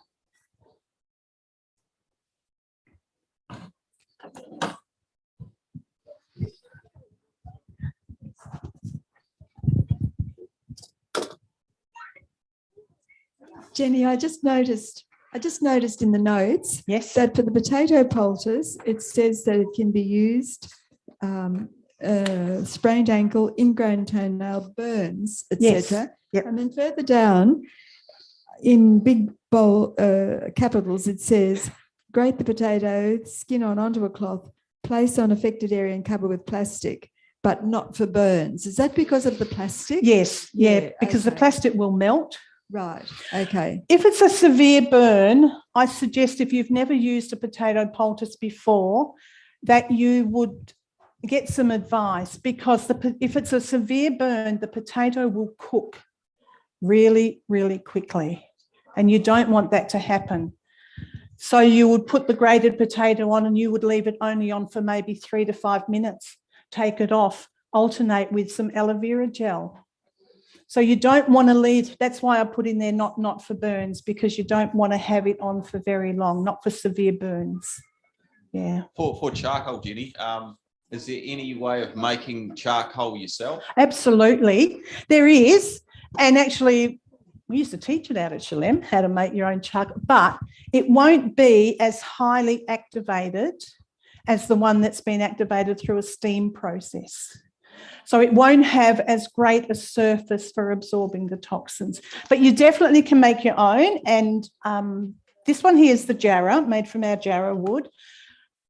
By burning your wood in a sealed environment, so you would get your fire going in like a pit, and then you would have to put something like corrugated iron over the top of it, and then put your dirt over the top of it, so that you are keeping out the oxygen. And you just let it burn until it goes back to charcoal. Grind that up and you actually have activated charcoal, and it will work. If that's all you've got, it will work. So you could go out after a bushfire and find underneath a great big jarrah tree that has burnt for a long, long time, and you would even be able to use that if you wanted to. So, but the one that Shalem sells, and often the ones that you'll buy, has been activated under a steam process, and it's actually more highly activated than just the one you do yourself. I saw a hand up at the back there.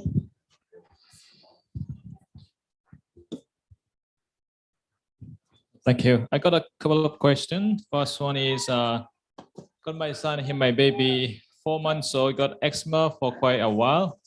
We tried some different things, and from a health shop, it doesn't work much. And I tried to do some charcoal, but it's hard to get it moist. So what is your recommendation?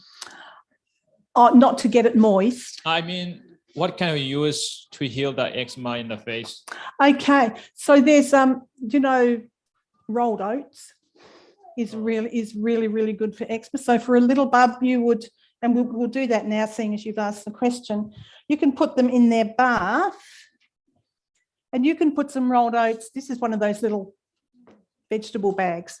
You can put some rolled oats in one of these and pop that in the bath. Or you can make a paste just using water, and make sure you use organic rolled oats and grind them up, and then you could actually put it on the paste, because rolled oats is really good for even things like mange. You can use it on your dogs if your dog's got mange. So yeah, and so that's actually covered in here, the rolled oat, the oatmeal poultice. Okay, and the second one is for charcoal for toothaches. Can we use for children like 4, 6 years old? Yes, you can. They will not swallow, is it? You can drink it. I mean, with the clothes, if they happen to swallow the clothes, it would be dangerous. Sorry, I missed that. If they happen to swallow with the cloth. Oh, the cloth. Yeah, the cloth. Oh, you're talking about a toothache in a child. Yeah. I wouldn't recommend doing that with a child as a poultice overnight. Yeah, that would be something that you would have to keep an eye on. Maybe You'd have- daytime, right? Maybe daytime, as long as you are there watching them. And of course, you would make it a little bit smaller, although maybe if you kept it that big, then there's less chance of them swallowing it. But yeah, you could even just rub the charcoal, the mixture. You could even just rub that on the tooth area and do that a few times, 3 or 4 times a day. Yeah. That would be safer when you're dealing with little ones. All right, thank you. And the last one is, I heard a doctor say from US, she said that a charcoal for intake to take in the body is carcinogenic. So she didn't recommend taking too many times.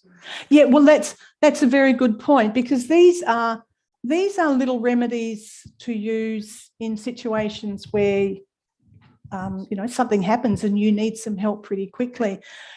Charcoal's I don't know about being carcinogenic, but if it's just something that you are burning in your kitchen fire or something like that, or you're just having a campfire, there's a possibility that could be, carcinogenic.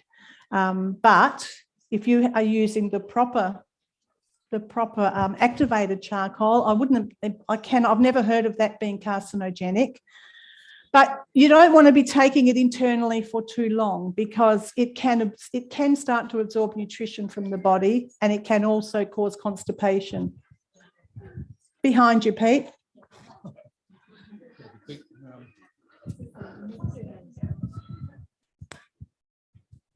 I'm just wondering, with the poultices, living on a property with small children, we run across rusty nails or cat scratches and bites and those sorts of things. And when I was in the world, I would have run down to the hospital for a tetanus shot, but obviously not anymore. Would any of the poultices be appropriate in those sorts of situations? Absolutely, and we'll cover that now while we're here. Thanks. Your best one for cat bites and dog bites is your plantain, which grows out everywhere in the world, but each place has its own different variety. This is the narrow-leafed variety of plantain. Now, I did put a few extra notes in here on plantain. I just have to find where it is.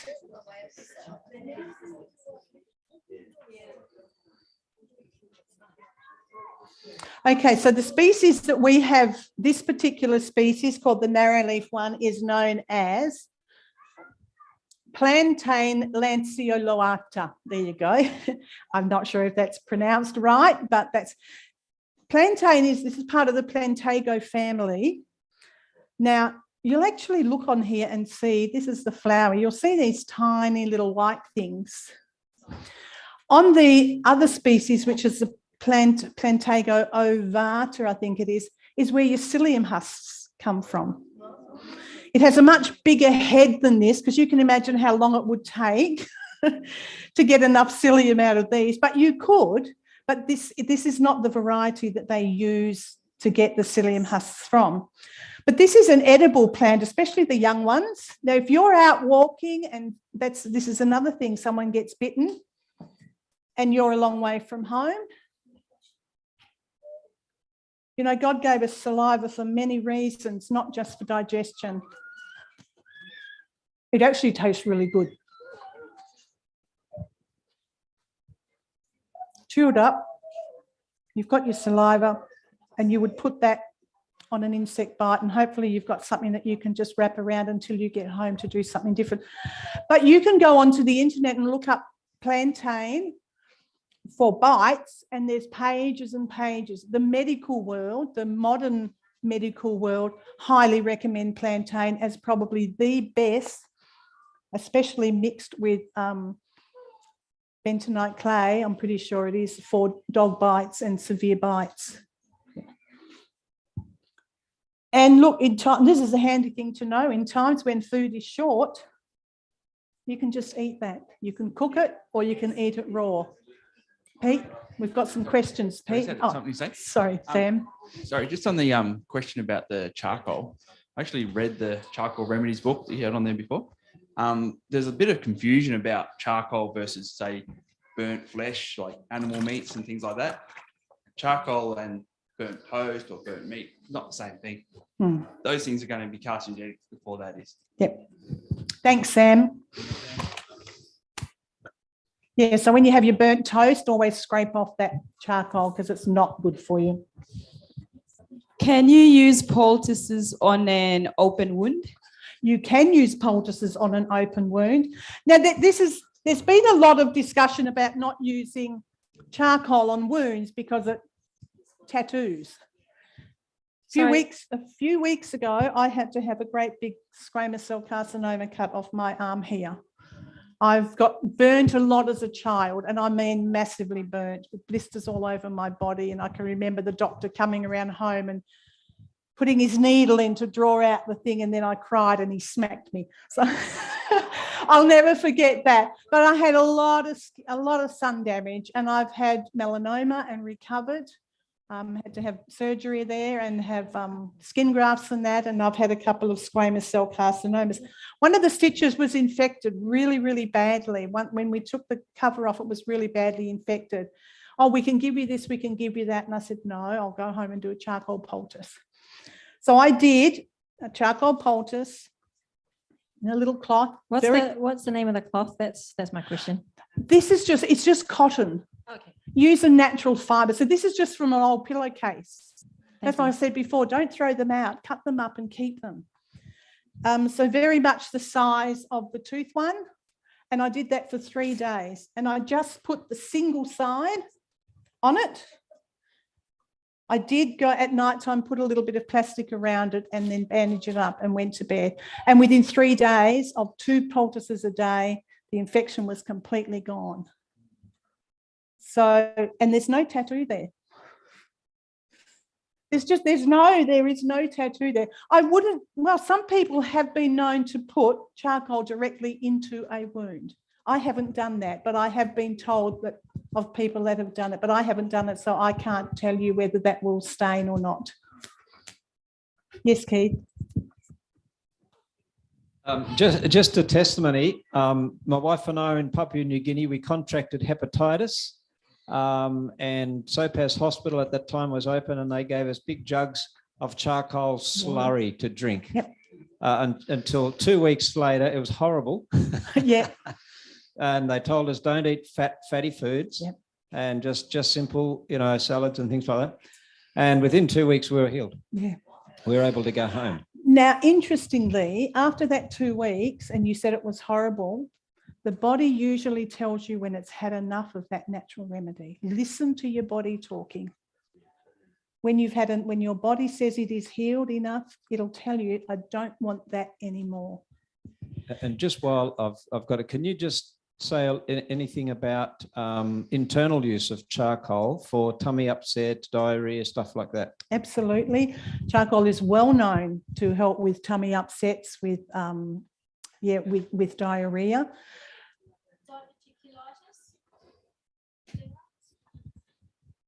I would be looking more at an external poultice. Just simply because with diverticulitis, you don't want to get any more little grainy things in there. I don't know of anyone using it internally for diverticulitis. If anybody has, put your hand up and tell us how it went, because it's not something that I've had experience with. But I haven't had experience using poultices externally for relieving inflammation in diverticulitis.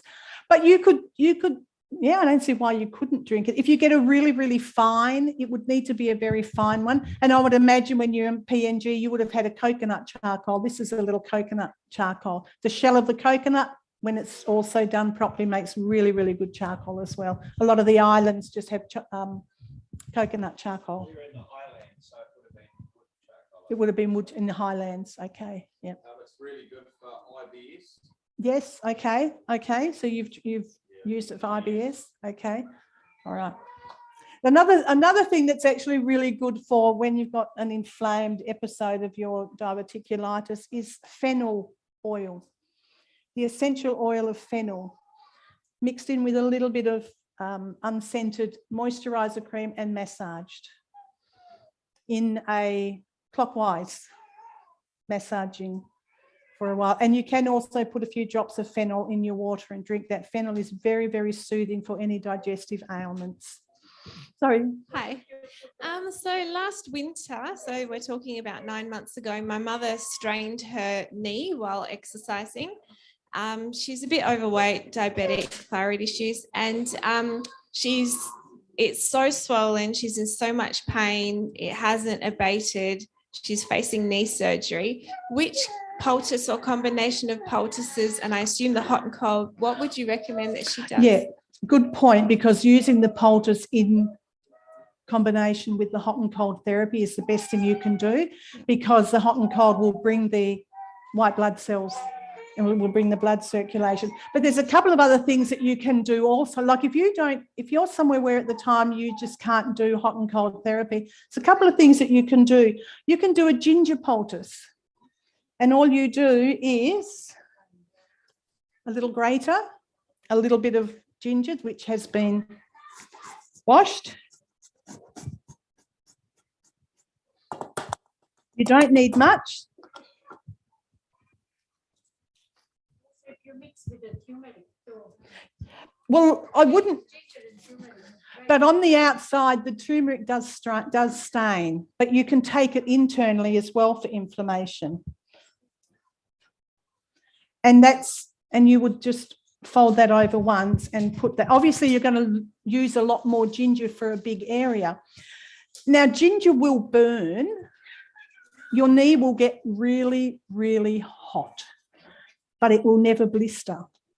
So it'll just feel really, really hot. And that's actually the body telling you that you've got a lot of inflammation in there. The other thing I recommend, because I've got a bung knee, I've got no cartilage in my right knee, or very little. I use this quite regularly when I've done a really big day out in the garden. Put it on at least 2 hours before you go to bed, because by then the real heat has subsided. If you go to bed, which I did the first time, I couldn't sleep because it was so hot. Yeah, but it will never, ever blister like some other things will blister. And is that a 20, 30-minute poultice as well? I left it on overnight. I go to bed with it and leave it on overnight and take it off in the morning. Yeah. And it's actually one of the nicest smelling poultices you can have.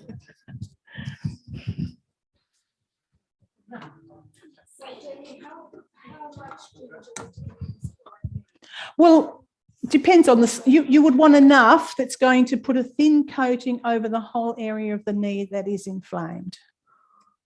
Yeah.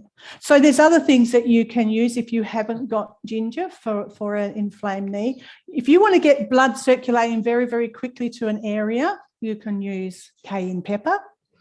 And you do cayenne pepper by brushing a little bit of olive oil or whatever oil you've got on one of your little, well, it would have to be a bigger one than that, wouldn't it? On enough to cover that area, you would brush a little bit of olive oil on, sprinkle your cayenne pepper on there, fold it over so that the cayenne pepper is not directly on the skin. Hang on a tick. And then wrap it up and go to bed, because that will draw heat very, very quickly to that surface. It'll draw the blood very, very quickly to that area that's inflamed. Then you can also use, how about you ask me a question while I'm thinking? Oh, I was just going to say something about cayenne pepper. Last night, I mentioned to the people here that my husband had a stroke. The first thing that they gave him was statin, and aspirin. He had severe reaction to it, that he had lumps of itch everywhere. He came home from north, and I thought, what's going to happen to this guy? And so we went to doctors, and now we're not going to take you off because it will void your insurance if something happens. And I said, I kept telling him, I said, I've listened to Barbara O'Neill, And she says cayenne pepper is the best blood thinner. Absolutely. In the whole world. Yes. So I said, I have been making cayenne pepper tablets for him, but he's been taking them and he just goes, oh, I'll take my statin for 6 months according to the doctor. And one day I would talk to him and he would go, I don't remember that. I said, I just told you that yesterday, because statins' other side effects were memory loss, lethargic. You get lethargic at 2:00 in the afternoon. He would go, I can't be bothered. And he was only 35 years old. And he was gaining a lot of weight. And I'm thinking, I said, you will have to decide for yourself, cayenne pepper or that statin after 6 months. And he said, oh, I'm not so sure about cayenne pepper still. I said, I'm going to get you the book. You will have to read it. I am sold out. You've got to read it. And I gave him the ebook. And he says, he comes home and he goes, yep, we're doing cayenne pepper. So far, so good. He's not lethargic. He still thinks that his memory is not that good, but he's not lethargic. He's not having all these other things and all the bad side effects. And I'm thinking, and the book says, cayenne pepper will never have any side effects. And I thought, okay, Sam, I will be faithfully making your capsules. And I do. I wait for him I would finish work and I would wait for him. And I always have my kit. I've got my empty capsules, my cayenne pepper, and at times I would do turmeric as well. And I would have yellow hands to work and I'm happy, you know? But one more thing, cayenne is best. I give him capsules, but the book that I've read, Healing with Cayenne, it says it's better when healing and digestion starts from the mouth. You'll have to take it. And I think starting to put cayenne, a little bit of flavor into your food starts the whole process of getting your body ready for healing. Amen. Not just tablets and just straight into your tummy and go.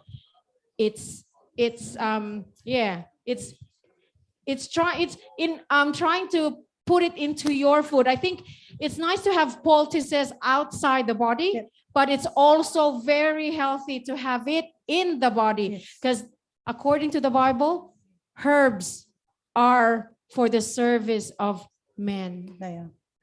Amen. It's very good for headaches as well. It's simply because it actually opens up the blood vessels. Anything with tomatoes is good. I was just going to mention that I'm completely out of whack with where I was on there, so we'll just go with answering your questions. I'll just get very briefly and I'll just answer further to the cayenne pepper issue. Cayenne pepper is also very good. If you get a serious cut and you're bleeding, put some cayenne pepper and it stops the bleeding. I had some stomach ulcers and I took cayenne pepper with a glass of milk. My ulcers are all gone. I never had any bleeding, nothing. It's all good. Yeah, excellent. I was just going to say that you can buy what they call the Painy Lim, which is a cream which has got your cayenne pepper in it, which is very good for inflammation. It's very expensive, so you can make your own. So just get this is unscented cocoa butter and colloidal oatmeal, just a body lotion. Put a little bit of that in a dish and add some cayenne to it. Mix it up well. You've got your own cayenne pepper pain reliever or anti-inflammatory. Put a little bit on your hand here and wait for a few minutes. If it's not hot, you can add a little more cayenne. If it's too hot, add a little bit more. I've written that in your notes there. Add a little bit more lotion and then keep a record of how much you put in. The other thing to remember with cayenne pepper is it comes in varying degrees of heat. Okay, it can start at, now I wrote something down here. Okay, it's rated on the Scoville heating unit. Now, it's the highest unit for cayenne is 190,000. Okay, it's fairly hot. The one that you buy in the supermarket will be anywhere between 15 and 30. The one that I've got is up to 45,000 units. That's the one I use, and I have got some little jars here if anybody wants to get any. Now, chili, on the other hand, cayenne is a blood stimulant. That's why it's good, because it stimulates the blood very, very quick. In fact, I know Barbara O'Neill talks about somebody that was having a heart attack and gave them cayenne pepper for the heart attack. Yeah. So in Jethro Kloss's book, Back to Eden, which we had up there before, and I know Barbara said 10 pages. Well, I've got it and it's got 15 pages, all on what you can use cayenne pepper for. It's just marvellous. Now, chili, on the other hand, is a nerve stimulant, which you don't want. Our nerves don't need to be frazzled. And the heating on chili, what's the hottest chili? It's called the Carolina Reaper. I thought, well, isn't that really interesting? It's got the Reaper at the end of it. You know, you think of the Grim Reaper. It has a Scoville heating unit of 2,200,000. I really don't recommend that you use that in any of your treatments. Now, we'll do the fig one. Okay, what did the Bible say to use a fig for? You might want to close your eyes, Jeff. Doesn't have to be a fresh fig. You can use a dried fig, but you just need to warm it up in some hot water first and soften it up. And then you can either open it up and take the middle out and use that, or you can just blend the whole thing up. Or you can just cut the fig. If you've got a boil or something you want to treat with it, straight on and wrap it up. And there's your fig poultice. You see, they wouldn't have had plastic wrappings and all those sorts of things in Bible times. The fig would have just been put straight on and wrapped up. It's not hard at all, is it? How long would you leave that fig on? I think I put there's nothing in there that's going to do you any harm. Does it say change every 8 hours or twice daily until you don't need it there anymore?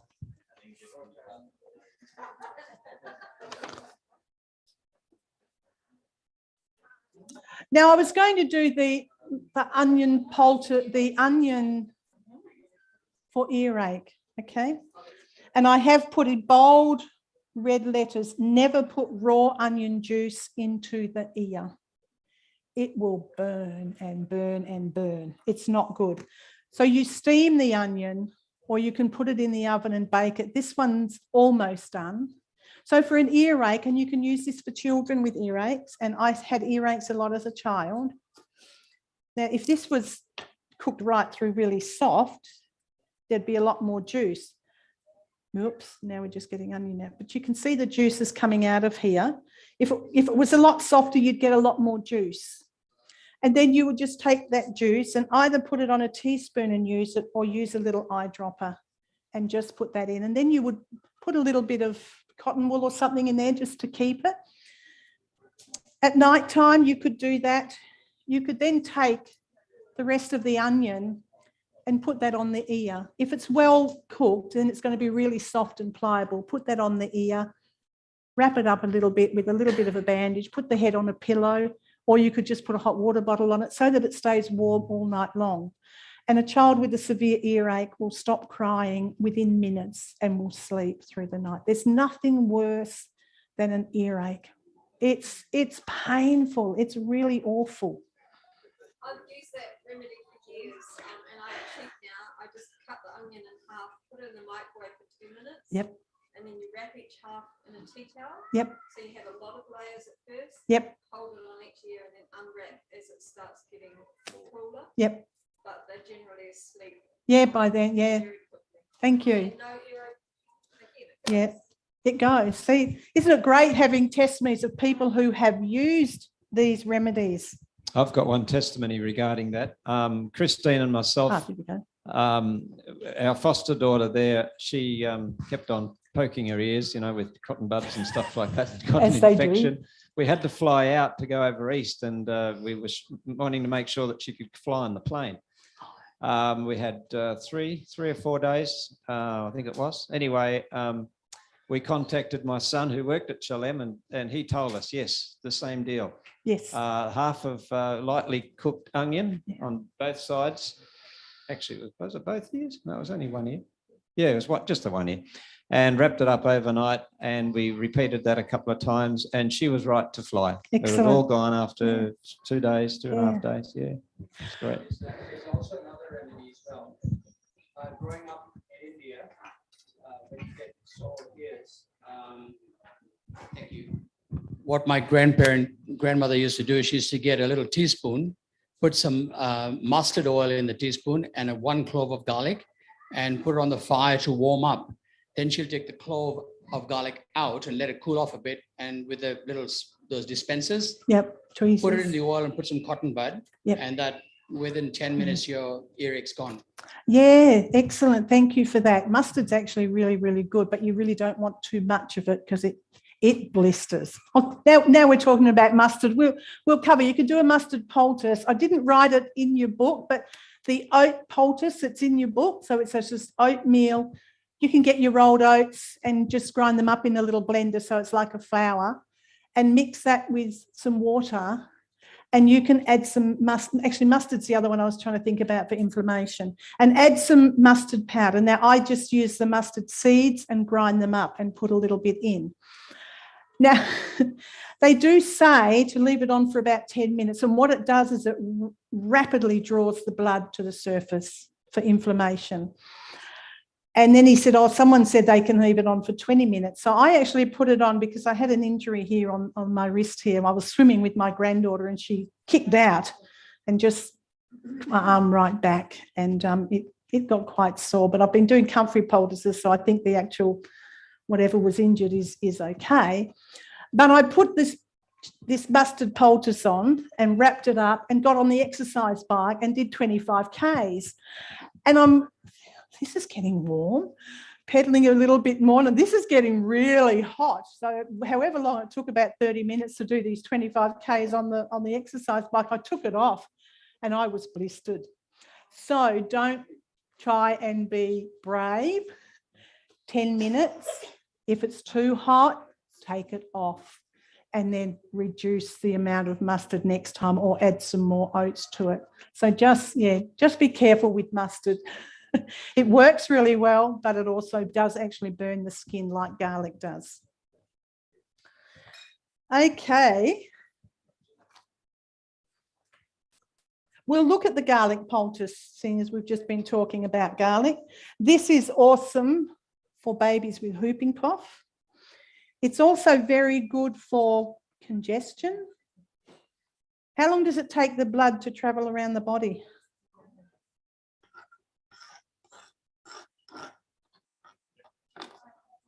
So I hear somebody say every minute or every 2 minutes, every minute. That's right. So every minute.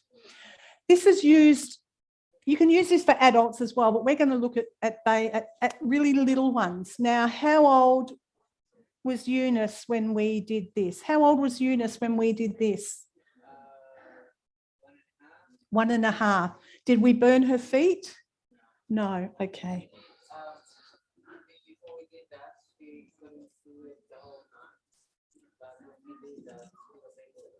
She was able to sleep. She had a really awful cough and a runny nose, and she was a bit miserable. So you just take the garlic. How many of you grow garlic? Just grow as much garlic as you can. If you've got too much for yourself, share it around, because if you can have some beautiful organic garlic, it's amazing, because you've got recipes in the handout that we're not going to cover today on flu shots and penicillin. You need garlic. You need 4 of these a day to be the equivalent to an antibiotic. Okay. And I love what Barbara O'Neill says, because I really like tomato and avocado and garlic. You can have an antibiotic sandwich a couple of times a day by having your bread with your avocado on it, sliced garlic, tomato on the top, a little bit of ground basil and some sea salt, some Celtic salt on the top of that. You've actually got an antibiotic sandwich. Oh yeah, don't forget the cayenne pepper, except for the little ones, maybe not. So all you do for little ones is you cut 2 thin slices. Okay, we're talking about little ones now. For adults, you can use more, and for yourself, if you want to, you can go, you know, crazy. It will also warm up your body, as will cayenne on the olive oil put on the feet. If you suffer from cold feet, it's because of circulation problems, and because cayenne pepper is such a great thing at increasing your circulation and opening up the blood vessels. Putting a cayenne pepper poultice on your feet at night before you go to bed warms up your feet, and in turn warms up your whole body. Don't put the cayenne directly on the skin. Put it on your poultice and fold it over, and then put it on. So for the little ones, 1 piece of cloth here, 2 pieces of very finely sliced garlic, fold it over once, and then that gets put under the sole of the foot. And then you could have a longer one of these, and you wrap that around the foot, put a little bit of tape on it, and then put a sock on. And they can go to bed with that and have it on all night long. And then in the morning, you can do it again, and the next night, and you probably won't need to do it much more after maybe 3 days. And this, you can use this just for normal colds and flus, but it is known to be very good for whooping cough. Let's look at mullein. Any of you seen the mullein? It's got lots of names. What did you call it? Lamb's ears. Toilet paper. Well, there you go. I hadn't thought of that.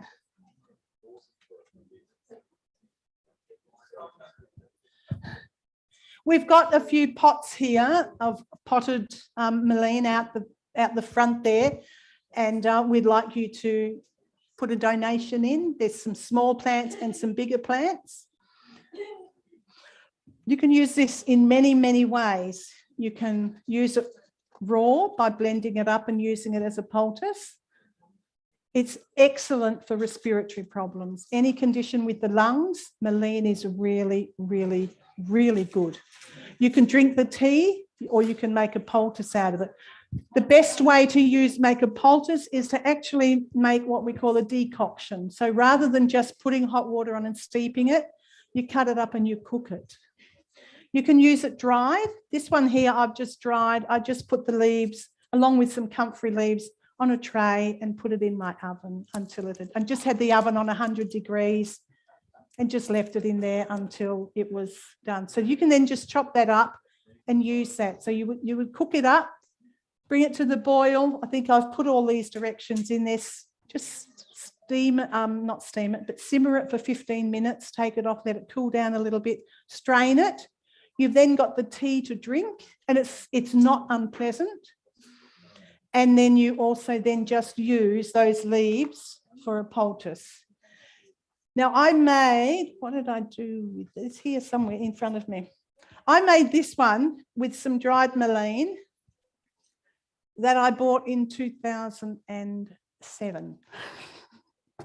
There's not much left, but I only needed to use a little bit. In 2007, I was dying. I was so sick, and I didn't want to live. But I had 2 daughters. I had terrible stomach ulcers. I was told that I most likely had stomach cancer and bowel cancer.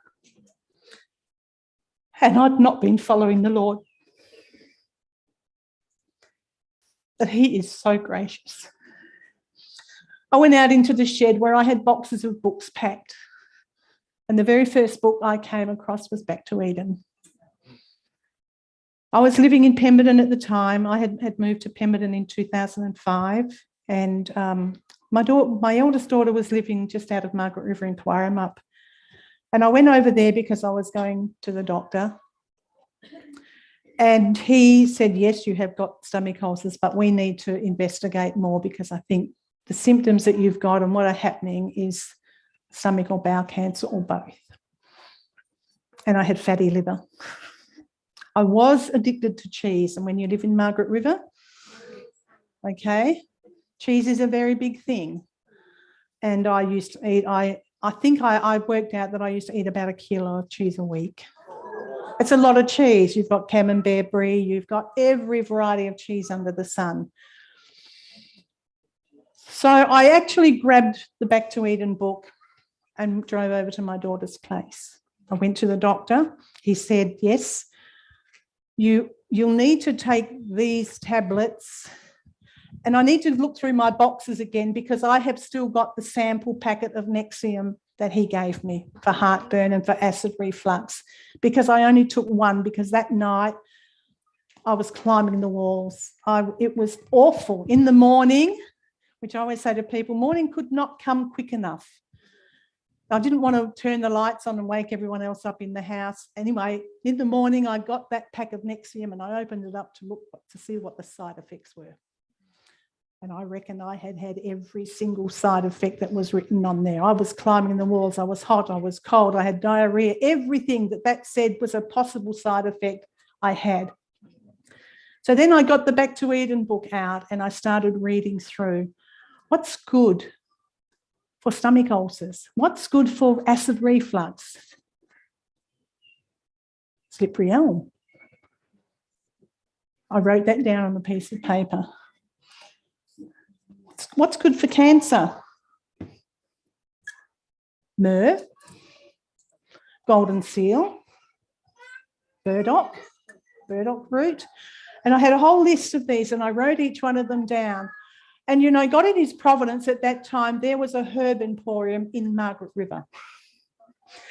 And so that morning, I drove to Margaret River, which was only like 15 minutes away. And I bought every single thing that was on that list and a few others because I liked the look of them. And I drove straight back to Pemberton after that. And I can remember my husband saying to me, you look dreadful. Well, every wife wants to hear her husband say that, don't they? You look terrible. I said, thank you very much. And I went inside and the first thing I did was took some slippery elm powder. And then I got these herbs that I put together and I made a tea, which I had to wait for about 20 minutes to drink. And I started to drink it.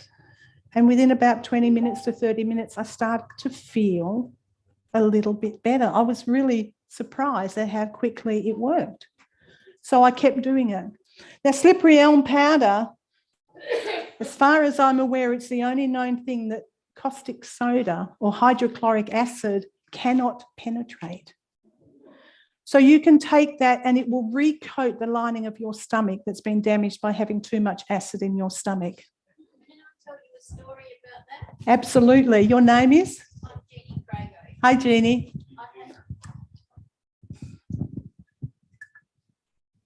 I have a friend who had a horse that had a blockage. Yes. And nothing could seem to be possible. It ended up at Murdoch Vet Hospital. Mhm. They did everything they could. They determined the blockage was at a point where whatever it was couldn't be got out. They recommended putting the horse down. And she said, no, I'm going to take him home and give him a chance. They said, we should report you to the RSPCA. But they let her take the horse home. So she mixed up, when she got him home, she didn't know what to do, but she mixed up slippery elm powder. Quite a bit of it, I think. I'm not sure how much, but she gave it to him.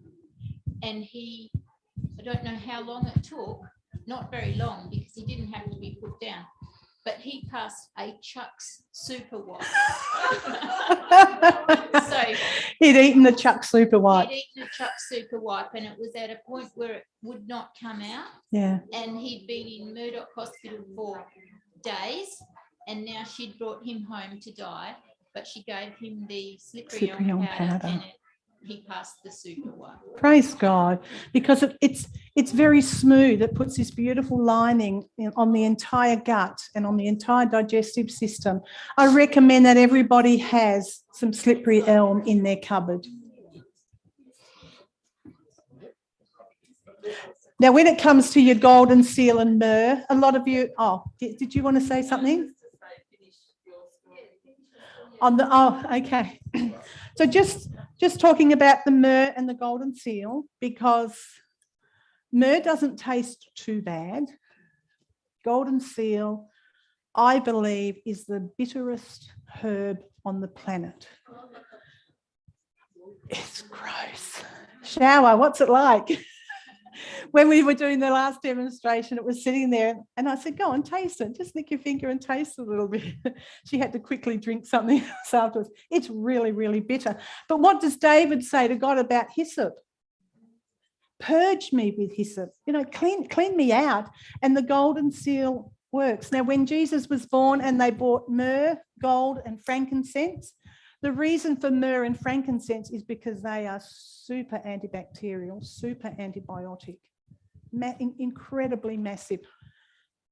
You might want to get hold of them, but they are very, very expensive. These are still some left over from 2007, by the way.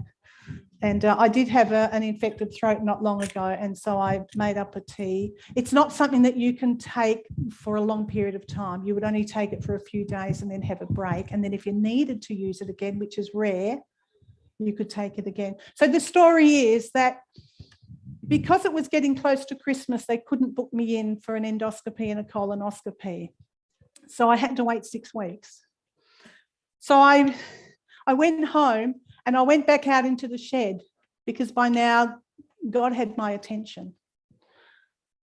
And what do you reckon the next book in the box was? Counsels on Diet and Food.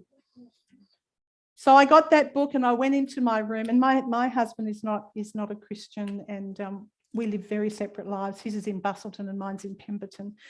But I got that book and I got down on my knees and I said, God, I'm going to read this book, and every single thing that it tells me, I am going to implement, every single thing. And I did. And I prayed and prayed and prayed, and God gave me the strength to do that. For 3 months, the only food I had pretty much was slippery elm powder. I did do juicing. It is so nutritious that you can last, and Jethro Kloss will tell you, you can last for 3 months or more on slippery elm powder alone. It's so nutritious and so healing. But at the same time, my body's time to heal. Well, the 6 weeks passed, and I went and had the dreaded endoscopy and colonoscopy. I'm not sure what's happening here. And unfortunately, I woke up halfway through the procedure, which wasn't very nice. I can remember groaning as I could feel this prodding thing going around. Anyway, when I was in the recovery room and the nurse came to me and she said, how are you going? And I looked at her and I said, I remember. She said, what do you remember? I said, I remember waking up and groaning. And she just thought, oh, she said, but nothing else was said. But they came back a few days later with the results.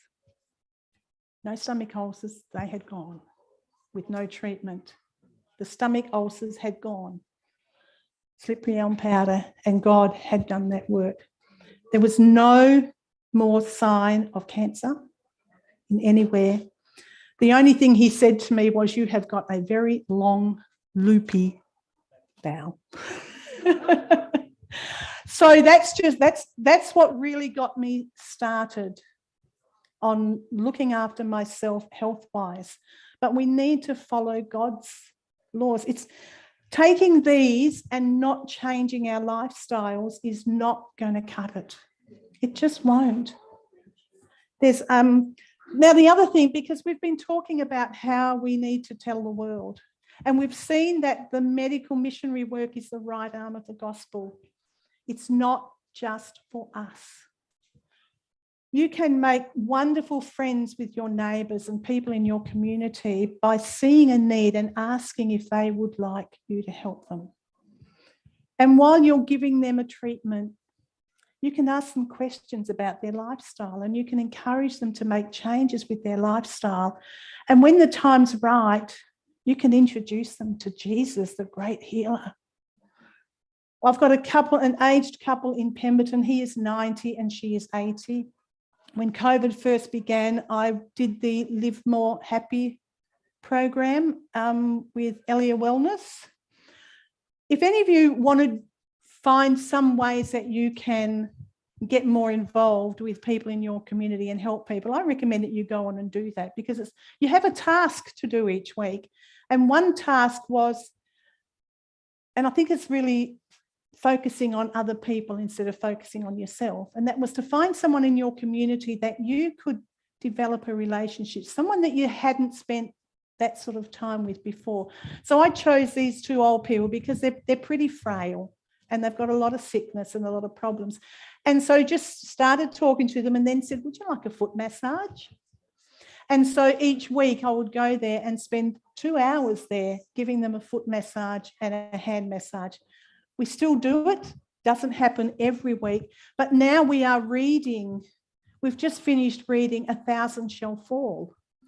That book is about God's care and protection and love for his children, but it's also full of Adventist beliefs. So we've just started a new book now called Bruce. I don't know if any of you have read Bruce, and we're only into the second part of the book now, so got a long way to go. But you can then start to introduce and talk about Jesus. So these are ways that we can help people. The other thing I say to people, I'm just thinking, mums and dads, you've got little children who can be disobedient. You could tell your child, no, you can't ride your bike, you've got to go and collect the firewood. And the next minute you hear a child crying out in pain because they've ridden the bike and fallen off and hurt themselves. What we need to do is okay, how can I treat that? But how can I treat it in the way that if it was Jesus, I would treat?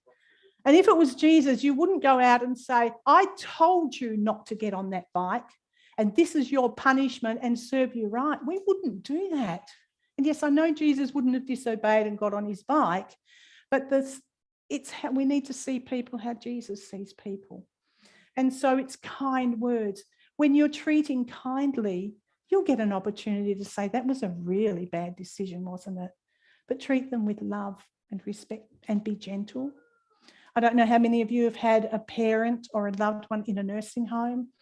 My mum has to go into a nursing home. She had to do that for about 16 months with motor neurones just before she passed away. And I went there one day and they were taking her for the shower and they were treating her so rough. And I said to them, stop. And they said, what's wrong? Sorry, folks. I said, that's my mum. And she was gentle and she was beautiful. Don't treat my mum like that. And so treat people with love. Be careful, be gentle with them.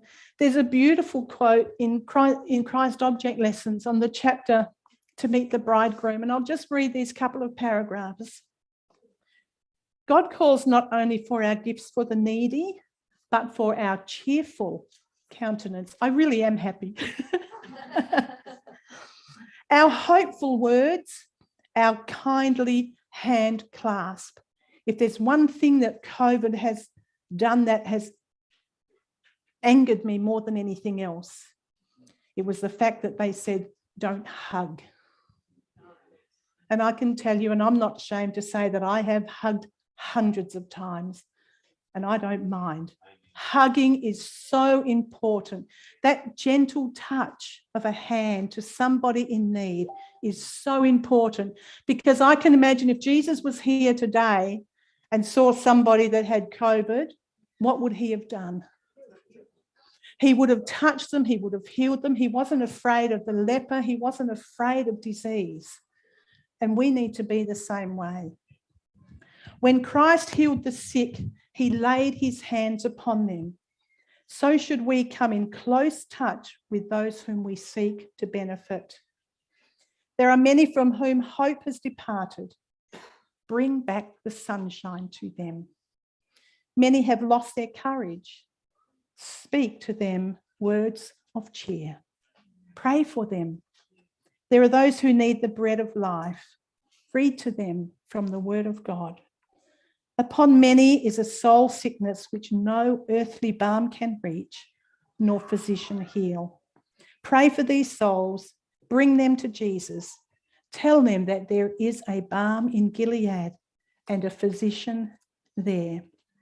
And one last point, and if we've got time and you want to know a little bit more about something, we can do it.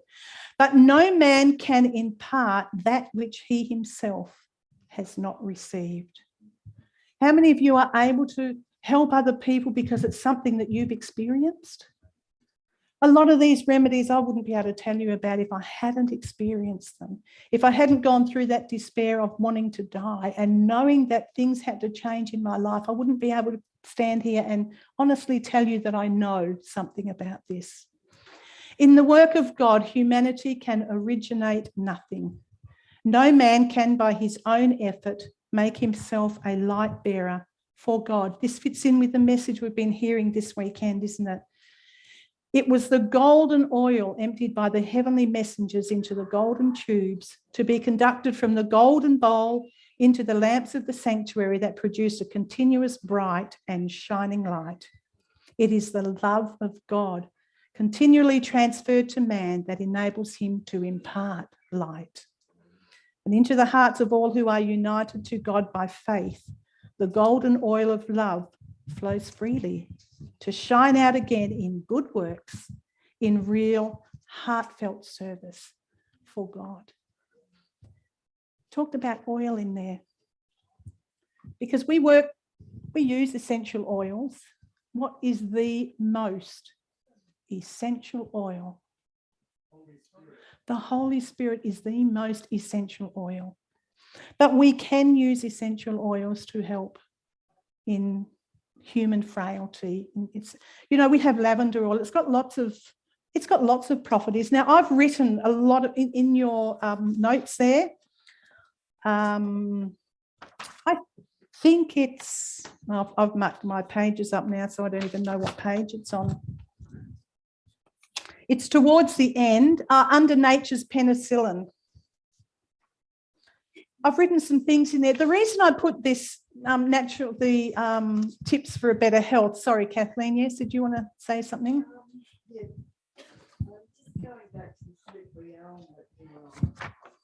The best way. What is the best way to get the best effect, especially if your stomach is a lot of pain? Okay. Yeah. So I've heard different comments. Oh, sorry. So Kathleen's just asking about what's the best way to use your slippery elm if you're dealing with a lot of internal pain and digestive issues, stomach issues.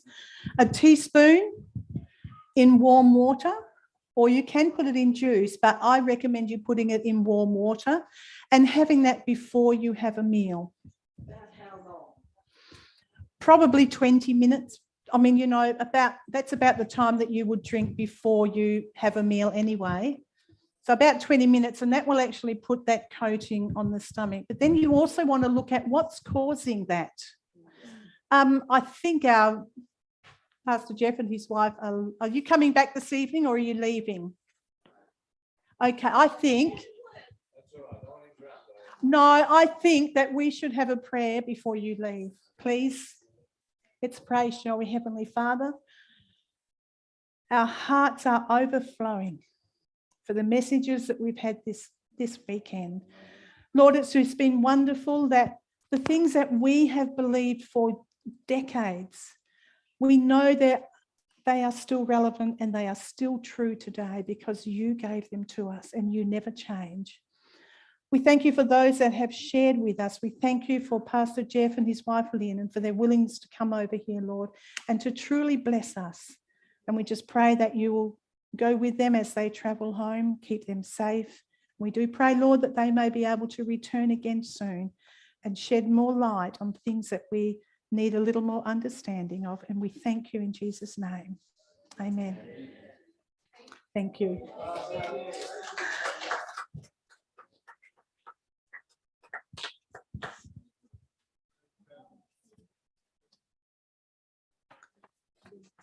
Okay, so under nature's flu shot, I've just written you a list of things there. Now with COVID, the most important thing to do is to boost your immune system. When they talk about the vaccine, what do they say it's going to do? It says it's going to give you immunity or protect you, which is what our immune system does. It protects us. So there's some tips on there to how to build up your immune system. And that includes the 8 laws of health, which are written on the front.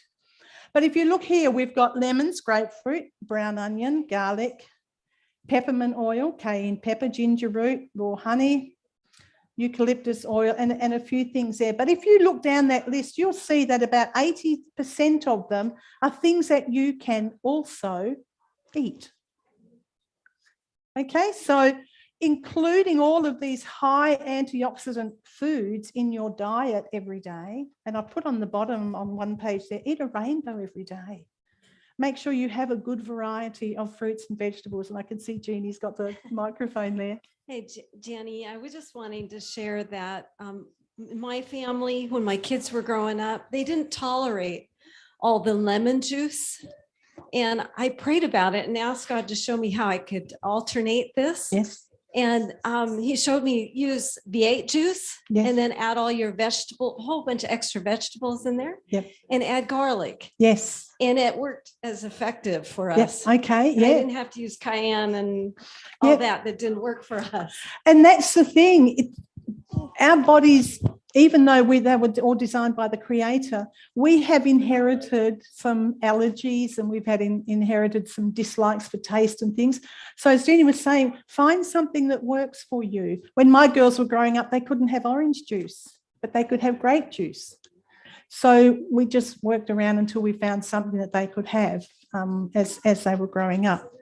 So yeah, add a lot of these things to your foods every day. Now we were going to do a throat poultice, unless you wanted me to do anything else that I haven't covered. It's in here, Kathleen.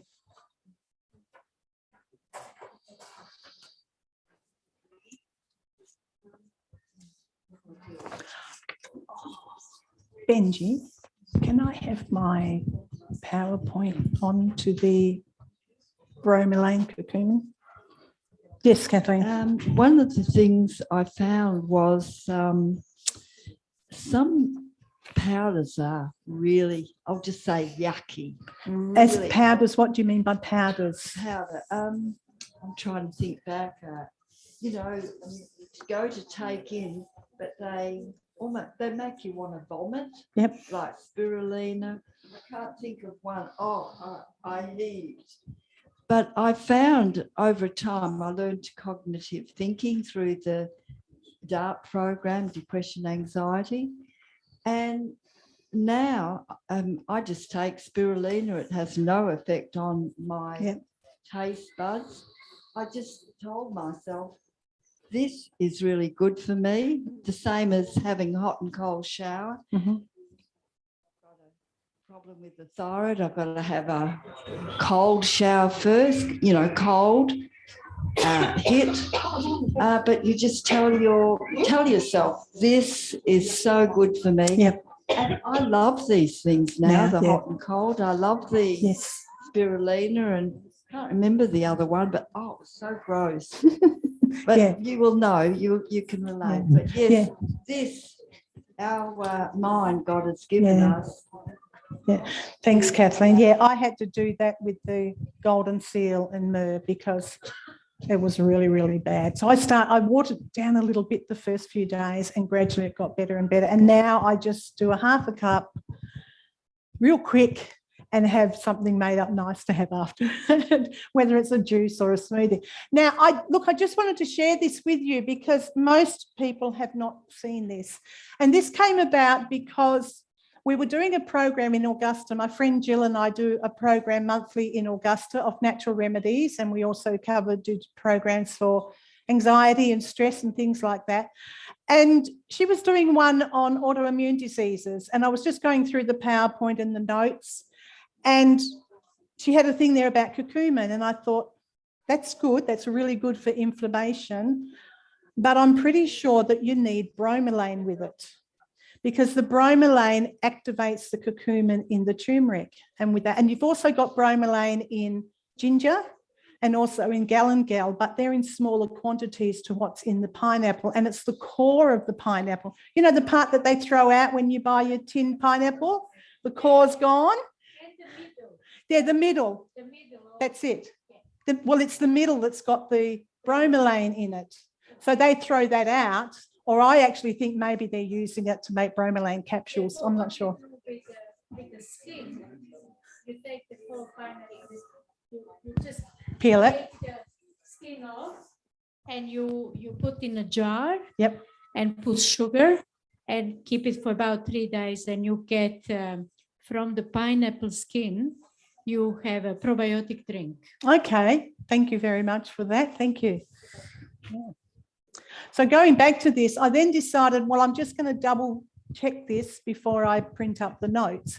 And so I just Googled bromelain and curcumin. And this is the very first thing that came up. This was last year. And the date on this, even though you can't see, it was in 2020. It was towards the end of 2020. And the heading, it just caught my eye. The combination of bromelain and curcumin as an immune-boosting nutraceutical in the of what sort of COVID? How many of you have heard of this, if other than those that I've sent an email to? No, they don't want us to see it. And so can we just go to the next slide, please? And I've just highlighted on here, this is actually how it came direct off the web. This is a PubMed government document, by the way. It didn't say which government, so I don't know if it's USA or Australia, but it's a PubMed. So it's published in the medical thing for the government. Here we highlight for the first time the joint potential therapeutic role of bromelain and curcumin, two well-known nutraceuticals in the prevention of severe COVID-19. Interestingly, curcumin has been shown in silico studies to prevent entry of the severe acute respiratory syndrome coronavirus into cells, as well as preventing the viral replication. Okay? And I just saw that and I just said, thank you, God. Because if Jill had put curcumin and bromelain, I wouldn't have checked. But because she had just put curcumin for anti-inflammatories, and because I believe the Holy Spirit just tweaked this little thing in my mind that you need bromelain to activate the curcumin. And because I searched it, that came up. So I've just put a little recipe in on your sheet there of what I do. I take a pineapple and I peel it, and then I just chop it up, core and all, into small pieces, put it in the blender, whiz it up, and then put it into these size containers and freeze it. And then each day, I don't do it every day, but if I've been somewhere where there's lots of people who are coughing and sneezing, then I'll do it daily for a week. I take one of them out and thaw it out. I take it out the night before, thaw it out, and I add those other ingredients to it. So the fresh powdered turmeric. Now, the turmeric that you buy in the shop is 3.5% curcumin. Okay, it's not a lot, but in relationship to the actual whole plant, it's pretty good. This organic one here is 5% curcumin. So your organic one is going to have a little bit more curcumin in it, but it's only 1.5% more. So if you've only got the shot one, don't panic too much about it. Maybe just put an extra half a teaspoon in or something, but add it to those things, the turmeric. And look, the banana's there just to smooth down the turmeric flavour, because it can be, you know, a teaspoon in a cup can be a little bit overbearing. But I'm only doing this while there's, you know, problems around. It's not something that I'm going to continue on doing every day for the rest of my life. Of course, the blueberries are very packed with antioxidants. And just whiz that up, it's actually very nice to drink. And Shower had it after the Golden Seal because we did that as well. But I just thought I'd share that with you, that there are things out there that people know about, that we don't need to be afraid of COVID. Now, any other questions before I do the throat poultice, and how are we going for time? Oh, we're doing pretty good, aren't we? 5:26. We've almost got time for the ice massage, Shower, wherever she is. If we don't have it, I'll just tell you a little bit about ice massage. It's freezing, it's cold. But I went to Highwood in, I don't know, about 6 or 7 years ago. I think, I don't know, whenever Shelley was there. But when I was in my mid-20s, I severely damaged the rotator cuff in this shoulder. And he said to me, he said, you'll be all right now. This is the orthopedic surgeon. You'll be all right now. He said, but as you get older, it's going to start giving you a lot of trouble and you will need surgery to replace that. And he was right. As I got older, it did start to give me a lot of serious trouble. And for a while there, I can remember taking anti-inflammatories, but they didn't agree with me. In fact, I'm really hard pressed to even take a Panadol. I wouldn't even dream of doing it now. My body just says no, it just refuses. Use natural remedies. So when I was at Highwood and I said to Shelley, who was doing treatments there, I think Shelley was a physio, absolutely beautiful lady. And she said, I think we should do ice therapy on here. Oh, there you are, Shower. I was looking around for you. And I said, okay, if you think it will help. And she said, it's going to hurt. I said, okay, it's going to hurt. All right. So are you going to demonstrate it or you haven't? No, you're not. Okay. So it was a little polystyrene cup with water in it, frozen. And as you massage with the ice, it starts to, it melts and you just keep breaking off this polystyrene. But it has 3 phases. The first phase is cold, really, really cold. And you keep doing it. Now, she did say to me, do not put it directly on a bone. It's not good for it. Do it around the muscles and the tissues. She said, then it's going to get hot. And it burnt. After about 5-7 minutes maybe of this freezing cold, it started to burn. And that was inflammation, heat coming up to the surface, blood circulating. And then after about another 7 or 8 minutes, it went numb. That was really nice. When it went numb, I couldn't feel it anymore. And she said, is it numb? I said, yeah, it's numb. I can't feel anything. She said, good, that's the end of the treatment. And we'll do a couple of more. So I was there for a few days and we did that, I think 3 treatments. Now, since then, I've done that myself and I think I've done it maybe 2, maybe 3 times.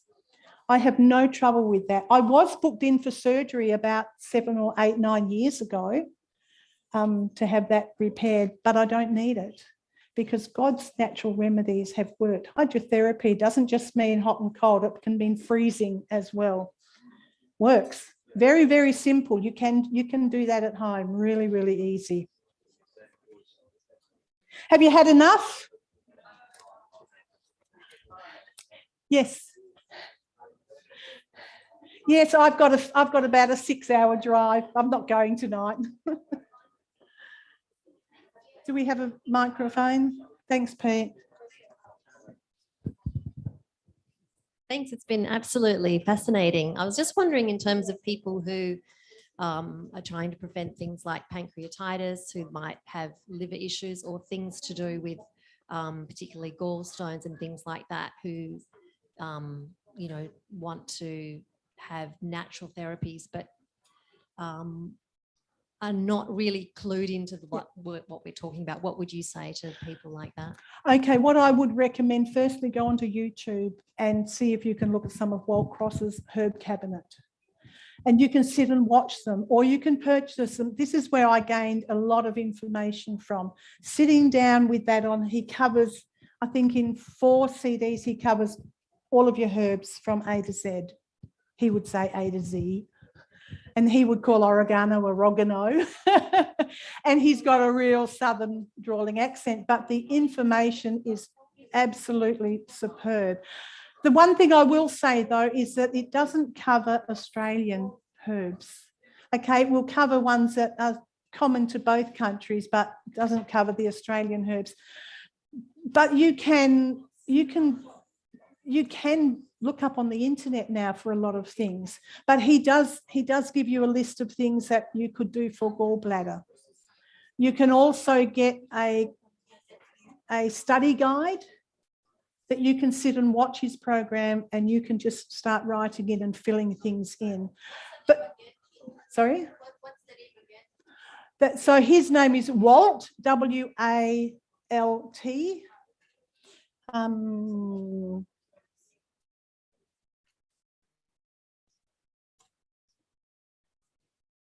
Okay, so you can yeah, just go into YouTube. I haven't got his name up there, sorry, but it's Walt Cross, C-R-O-S-S.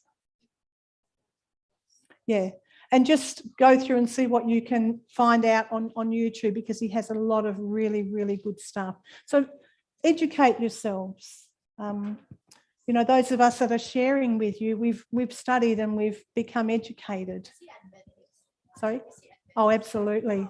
Yeah, very much an Adventist. You'll also see a lot of his programs on Amazing Discoveries as well. Yeah, but Shower watches most of them on YouTube, don't you, Shower? Yeah, he's also got a DVD that gives you a guideline on how you can start to take change and make a healthy lifestyle plan. Starting at the very beginning, what you can do to start implementing and making a change in your lifestyle. Let's look at this poultice for a throat. And after all the talking and singing I've done this weekend, I'll probably, we've got a gap in there. I will probably need to have this on tonight. Now, I won't use the one with the clay in it because it will dry out much quicker than the one with linseed in it. I just don't know that I've got any ground linseed here at the moment. So actually, I'm not going to use linseed because I haven't got any ground. So I can either use psyllium or I can use slippery elm. And I might use some slippery elm because it's really nice and smooth.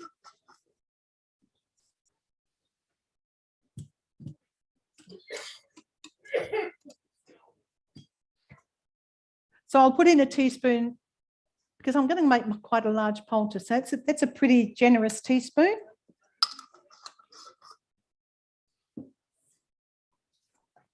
And a big teaspoon of charcoal. Because if you've got something happening in your throat and getting some sort of infection or anything, you want to get rid of it really, really quick. If you don't have access to this, but you've got some essential oils of like frankincense, pine needle is extremely good for throat issues. We have pine needle and I have got some here that I will put up on the table when we're finished here, if anyone wants to buy any. And then I'll just add a little bit of water to this. Poultices can be difficult to do on yourself, especially if you had a very sore back. Now, somebody was talking before about inflammation, the sciatic nerve and things like that. The thing that you can make a poultice and put some essential oils in it for pain. So you would use charcoal and linseed. How many of you remember, now we're giving away our age now, but how many of you remember the Martinoviches in Fremantle? Hey, good, I'm glad I'm not the only one. You used to always have to have 2 visits, one day and then the next. And your very first visit was what? A poultice on your back. It was ground linseed because it drew out the inflammation, because it was very difficult for them to work on your back or whatever part of your body was when it was so inflamed. So you would have to go one day and they would put this hot ground linseed poultice on you. The worst thing about it was that they would put all this tape. So I used to take mine off in the shower the next morning because when you went there, they would just rip it off. So I got wise and took my own off. And then if you live on your own, it's really good to have one of those, you know, those back braces that you can put on. And so you would put that on your bed, put your poultice on top of it, lie down on it, do it up and go to bed. It keeps warm and you've got a poultice that's going to stay in place. You could do the same for a knee.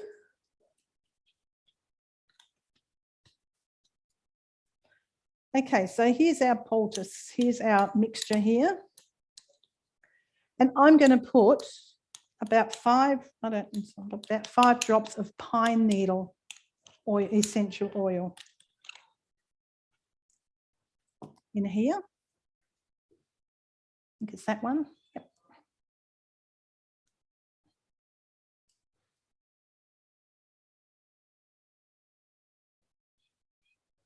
For a child, you might want to maybe put 2. Just let me clean my hands here.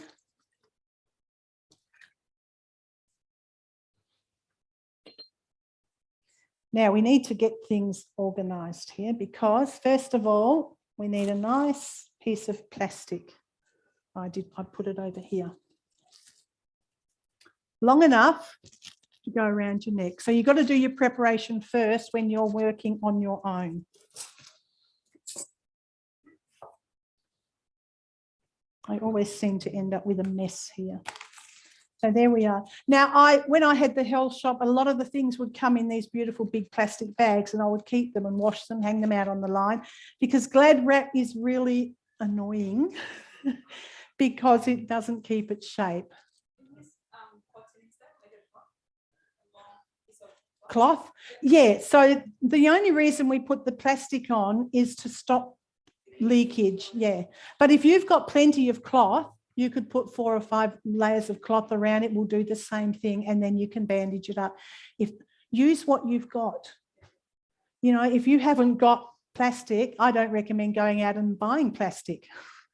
I would recommend using, if you've got plenty of cloth instead of plastic, use the cloth, but try and make it a natural fibre cloth, because otherwise it might irritate the skin. And that's the other thing with Glad Wrap, it irritates my skin. But these ones that you get food in are food grade and they have a lot less of the nasty chemicals in.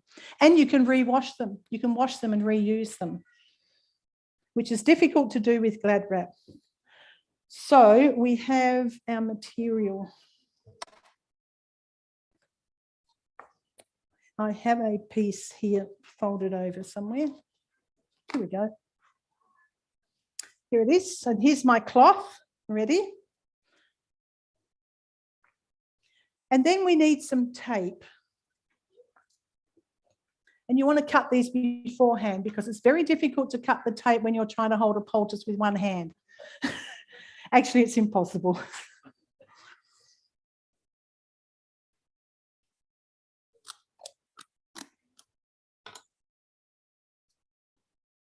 This sort of tape's available from the pharmacy.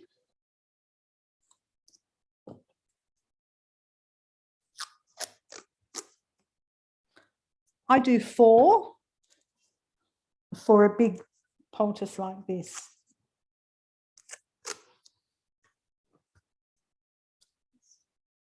Obviously, if you're doing this for somebody else, it does make it easier if you've got it all prepared, but they can always hold the poultice. And I'm just looking here to see the aloe vera, which we didn't do. And we have a bandage. Doesn't really matter what, you want it to be long enough to be able to go around a few times, okay? So now what we're going to do is put the charcoal on the material.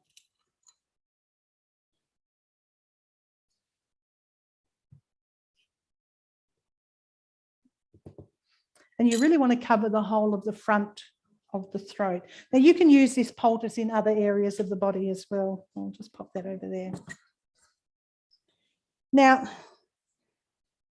it really helps if you use one of these and hold that material in place.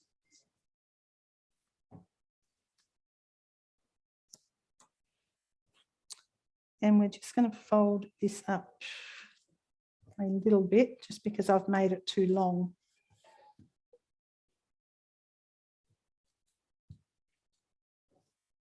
And then we just pick that up and we put it on the throat. Did you notice I put my hair up first this time? Last time we did this, I didn't put my hair up. And then a piece of tape to hold that in place.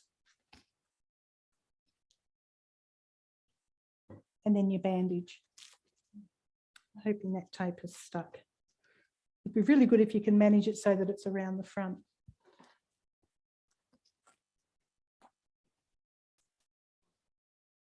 No, the idea of this is to do it yourself, because not everybody has another person. I'm not too sure whether I'm bandaging up the microphone wires or not here. You might not be able to get your mic back. And then just take that. Now, if you want extra warmth, you can put a scarf around it. But then you can go to bed. You could probably put another bandage around there. That's probably one that I've cut short for a smaller area, and you can go to bed. That's got a lot of moisture in it. And so go to bed and in the morning, take it off. Yeah, it's just so easy. You don't want to do the bandage up so tight that you have trouble breathing. That's not a good thing to do. But yeah, so you've got the charcoal drawing out. You've got the slippery elm helping there. You've got the pine needle extract, the pine needle essential oil, sorry, not extract, which is extremely good for any throat conditions. And I'm pretty sure that in your little handout there, you have got something on pine needle.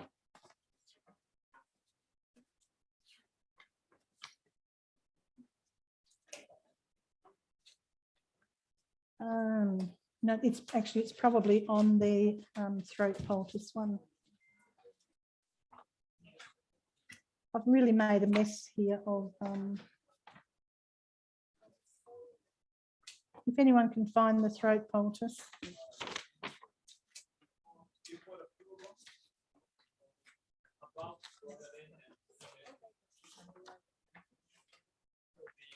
Oh, there we go. Okay, so it's on the just before the okay, so you've got the blue oat cold poultice on the top, simple throat poultice. So either pine needle essential oil, which is excellent for the throat, or you could use frankincense, or if you had some myrrh, you could use myrrh. For something really severe, I would say if you had golden seal and myrrh, you would steep that and make a little cup of tea, and you could soak your cloth in that. And put that directly on and bandage it up, because it's so high in antibiotics that that can really help with sore throats. So I'll go to bed with this on tonight. I might put another bandage around it though, because I feel like it's going to leak.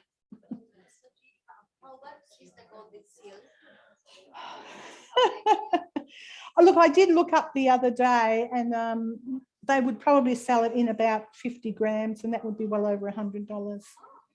Yeah, it's expensive. It comes from the root of the plant. Going back to the mullein, that in the wintertime, the leaves will die off. So when you plant during the summertime, when it's got lots of big leaves on it, dry them out and store them. If you run out and in the wintertime, go out and dig up one of the roots and just use the root, because all the nutrition actually is stored in the root during the winter time. So if you've run out of the leaves, you can actually dig up and use the root.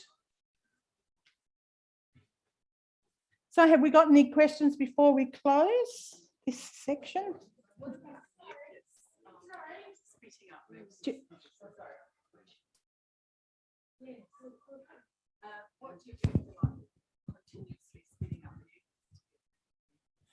Well, the body's doing that for a reason. So it's the body it's actually part of your immune system working to protect other parts of your body. There was sort of like a viral thing going around quite a few months ago, and it was constant coughing and constant coughing up mucus, and I had that, and I did this. Yeah. Yeah, constantly. Yeah. And also then start looking at, does he have any allergies to things like dairy? Because that can cause the formation of a lot of mucus in the body as well. Now someone else has got them. Hi, yeah. Do you mind just going through the books and the authors again, which you mentioned at the start, please? Absolutely. I'll put them back up on the screen for you. Sorry, we couldn't quite read them from the screen. Okay, well, I'll put them up and then I'll read them again to you. So that's them there. Okay, the first one here is the Natural Remedies Encyclopedia. There was one out there on the table. Have you got many of those, or was that the last one out there? There might be one left out there. It's finished. What's finished? Sorry? Oh, it's sold? Okay, okay. All right. So it's sold, but Shalem will probably get some more, or you can go online, order it on Amazon. You can get it on Amazon. Be prepared to wait a while. I ordered some CDs from DVDs from the US, and they took just over 5 months. But they came a week before our program. So I was able to take the photos that I took of the DVDs and stuff because I had them. And so I've been really enjoying sitting down and watching them. So yeah, Nature's Healing Practices, that's by Dr. Agatha Thrash. Now, that is available through Amazing Discoveries and possibly Steps to Life, but I'm not sure. Charcoalremedies.com, you can even just go to that website and order that. Ministry of Healing is available anywhere in WA. The ABC bookstore, your local church should have some copies. If not, ask a friend. Back to Eden, you can buy online. You can also get from stepstolife.org. Steps to Life Australia is the one you want to go to if you don't want to have to wait months for stuff to come from America. Steps to Life Australia. Once again, the Ministry of Healing. Practical Home Healing. That's the book that I used when my girls were growing up. That's the one that I had in my, I've still got my original one and it's falling apart, but I did have a second one, so it's it's in good condition. I would have brought them with me, but I've only got a little car, and with tables and all this sort of stuff in the car, I just had to, leave out some, which is why I took the photos. So this one's called A Simple Diet, A Spectacular Plan. If you want to write that down. And you can just Google these and you'll find where you can purchase them from, but make sure you go through a few people so that you get the best price. Sometimes you can get them free postage, which makes it even better. What's the name of the new one?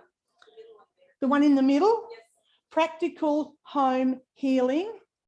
The author is Margaret Wright, W-R-I-G-H-T, and you used to, and I need to check with Steps to Life, because you used to be able to get a DVD, which was really brilliant because she had a baby, not a live baby, but she had a dummy of a baby, and so all of these little remedies she would show on this baby. So it was really helpful to have. And I actually went to a place when back in the early 80s when my girls were little to actually watch what she was doing. So the new cover on that, it doesn't look like that anymore, but I'm pretty sure it's got a little cottage or something on it. It's a pretty nice, colourful little one. But yeah, Practical Home Healing. The other one is called God's Healing Leaves, and that's all to do with herbs. God's Healing Leaves. And then the bottom one, the charcoal one, that's by Agatha Thrash and Kelvin Thrash. There's other books out, there's lots of information on charcoal. All our ambulances used to have charcoal in them because it's wonderful for people that have overdosed on drugs. Marvellous for that. But yeah, I don't know whether they still have them in their ambulances or not. I haven't been in an ambulance for a long time. Okay, is that, you've got what you needed? Okay, anything else? Mercy? You can, just let me clean this up first and then I'll take the stuff out of the boxes and put them on the table, okay? All right, thank you very much for your attention. And I hope that you've learned something today that can help you. There was a lady, Robin, who had a testimony on the use of herbs. Thank you for saying that, because up on here, God is very good, because up on there, I've got two email addresses if you need to contact me, and I can help you out. If you want something run in your church, or we can come and help you out with that. The one on the top is the one that comes up on my phone. The one on the bottom, the Abundant Health 621, that was, well, I've still got my business. I just don't run it from a shop anymore. I don't have that on my phone, so it might take a couple of days for me to actually check my emails. And then the other one is my phone number.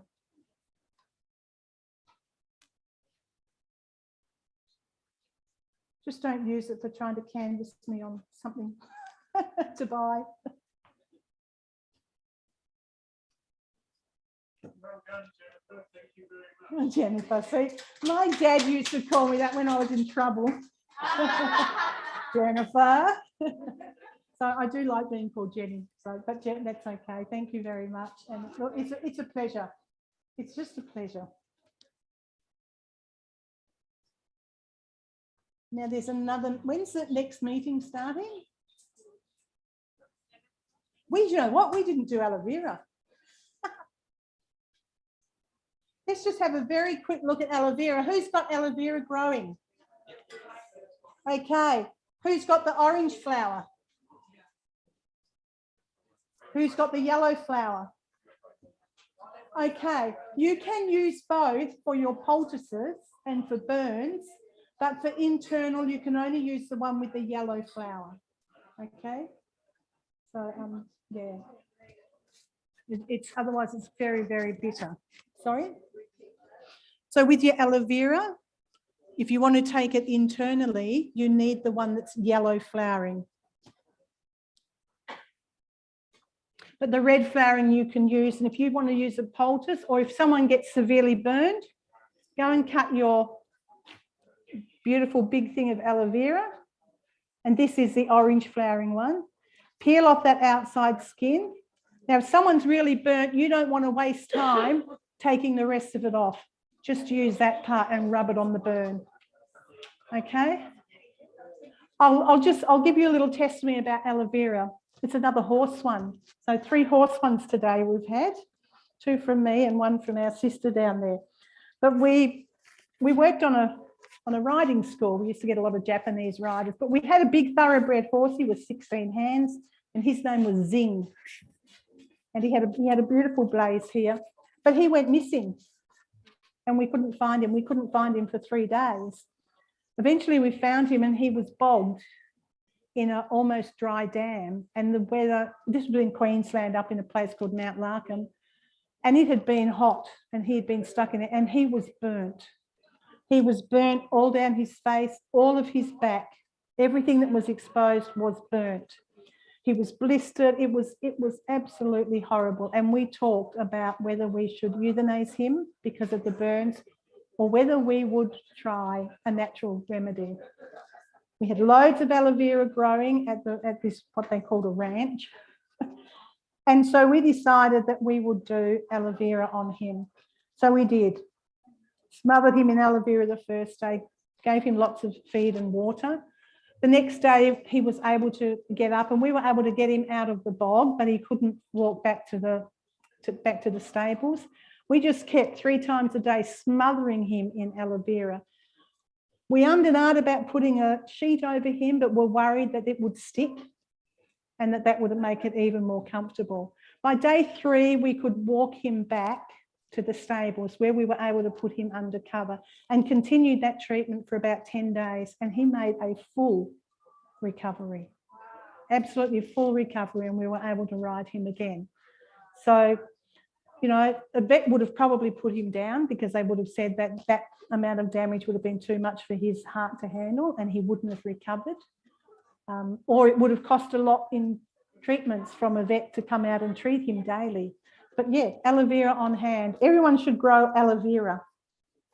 And it's so simple to use.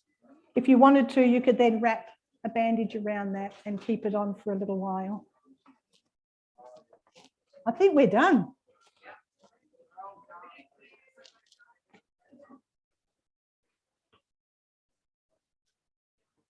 Thank you for your attention. You've been a very good audience. Now I'll get this stuff put away and let's get some of these. Actually, if somebody wants to come up here and help, just remember we've got Marlene out the back there, out the front.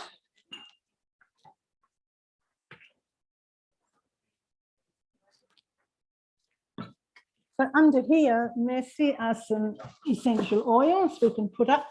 We've got some of the 45,000 cayenne pepper and some turmeric, just a few of each one. We've got some jars of the bentonite clay, the food grade one, $6.50. If you ever get around to being anywhere where I am and you need a refill, it's $1 cheaper because you don't have to pay for the jar again. And slippery elm powder.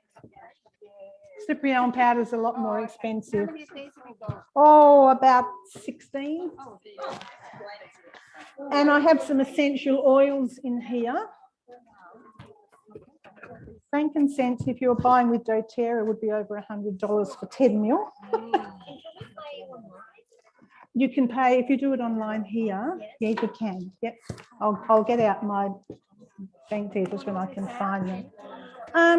If you think we need it out, we can. This just helps to pay for my expenses for my 6-hour journey up here.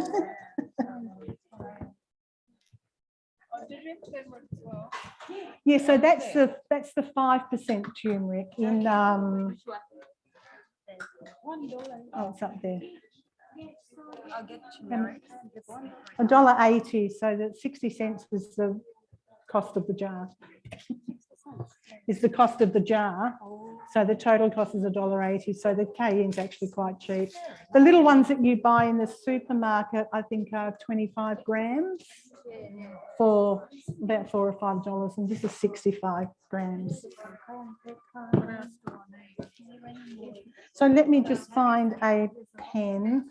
Yeah, do you want to just pop the lids on those? You can pay cash.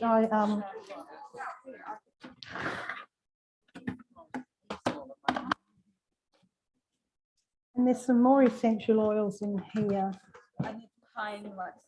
The pine needle one is in here. How much is it? No, nothing like that.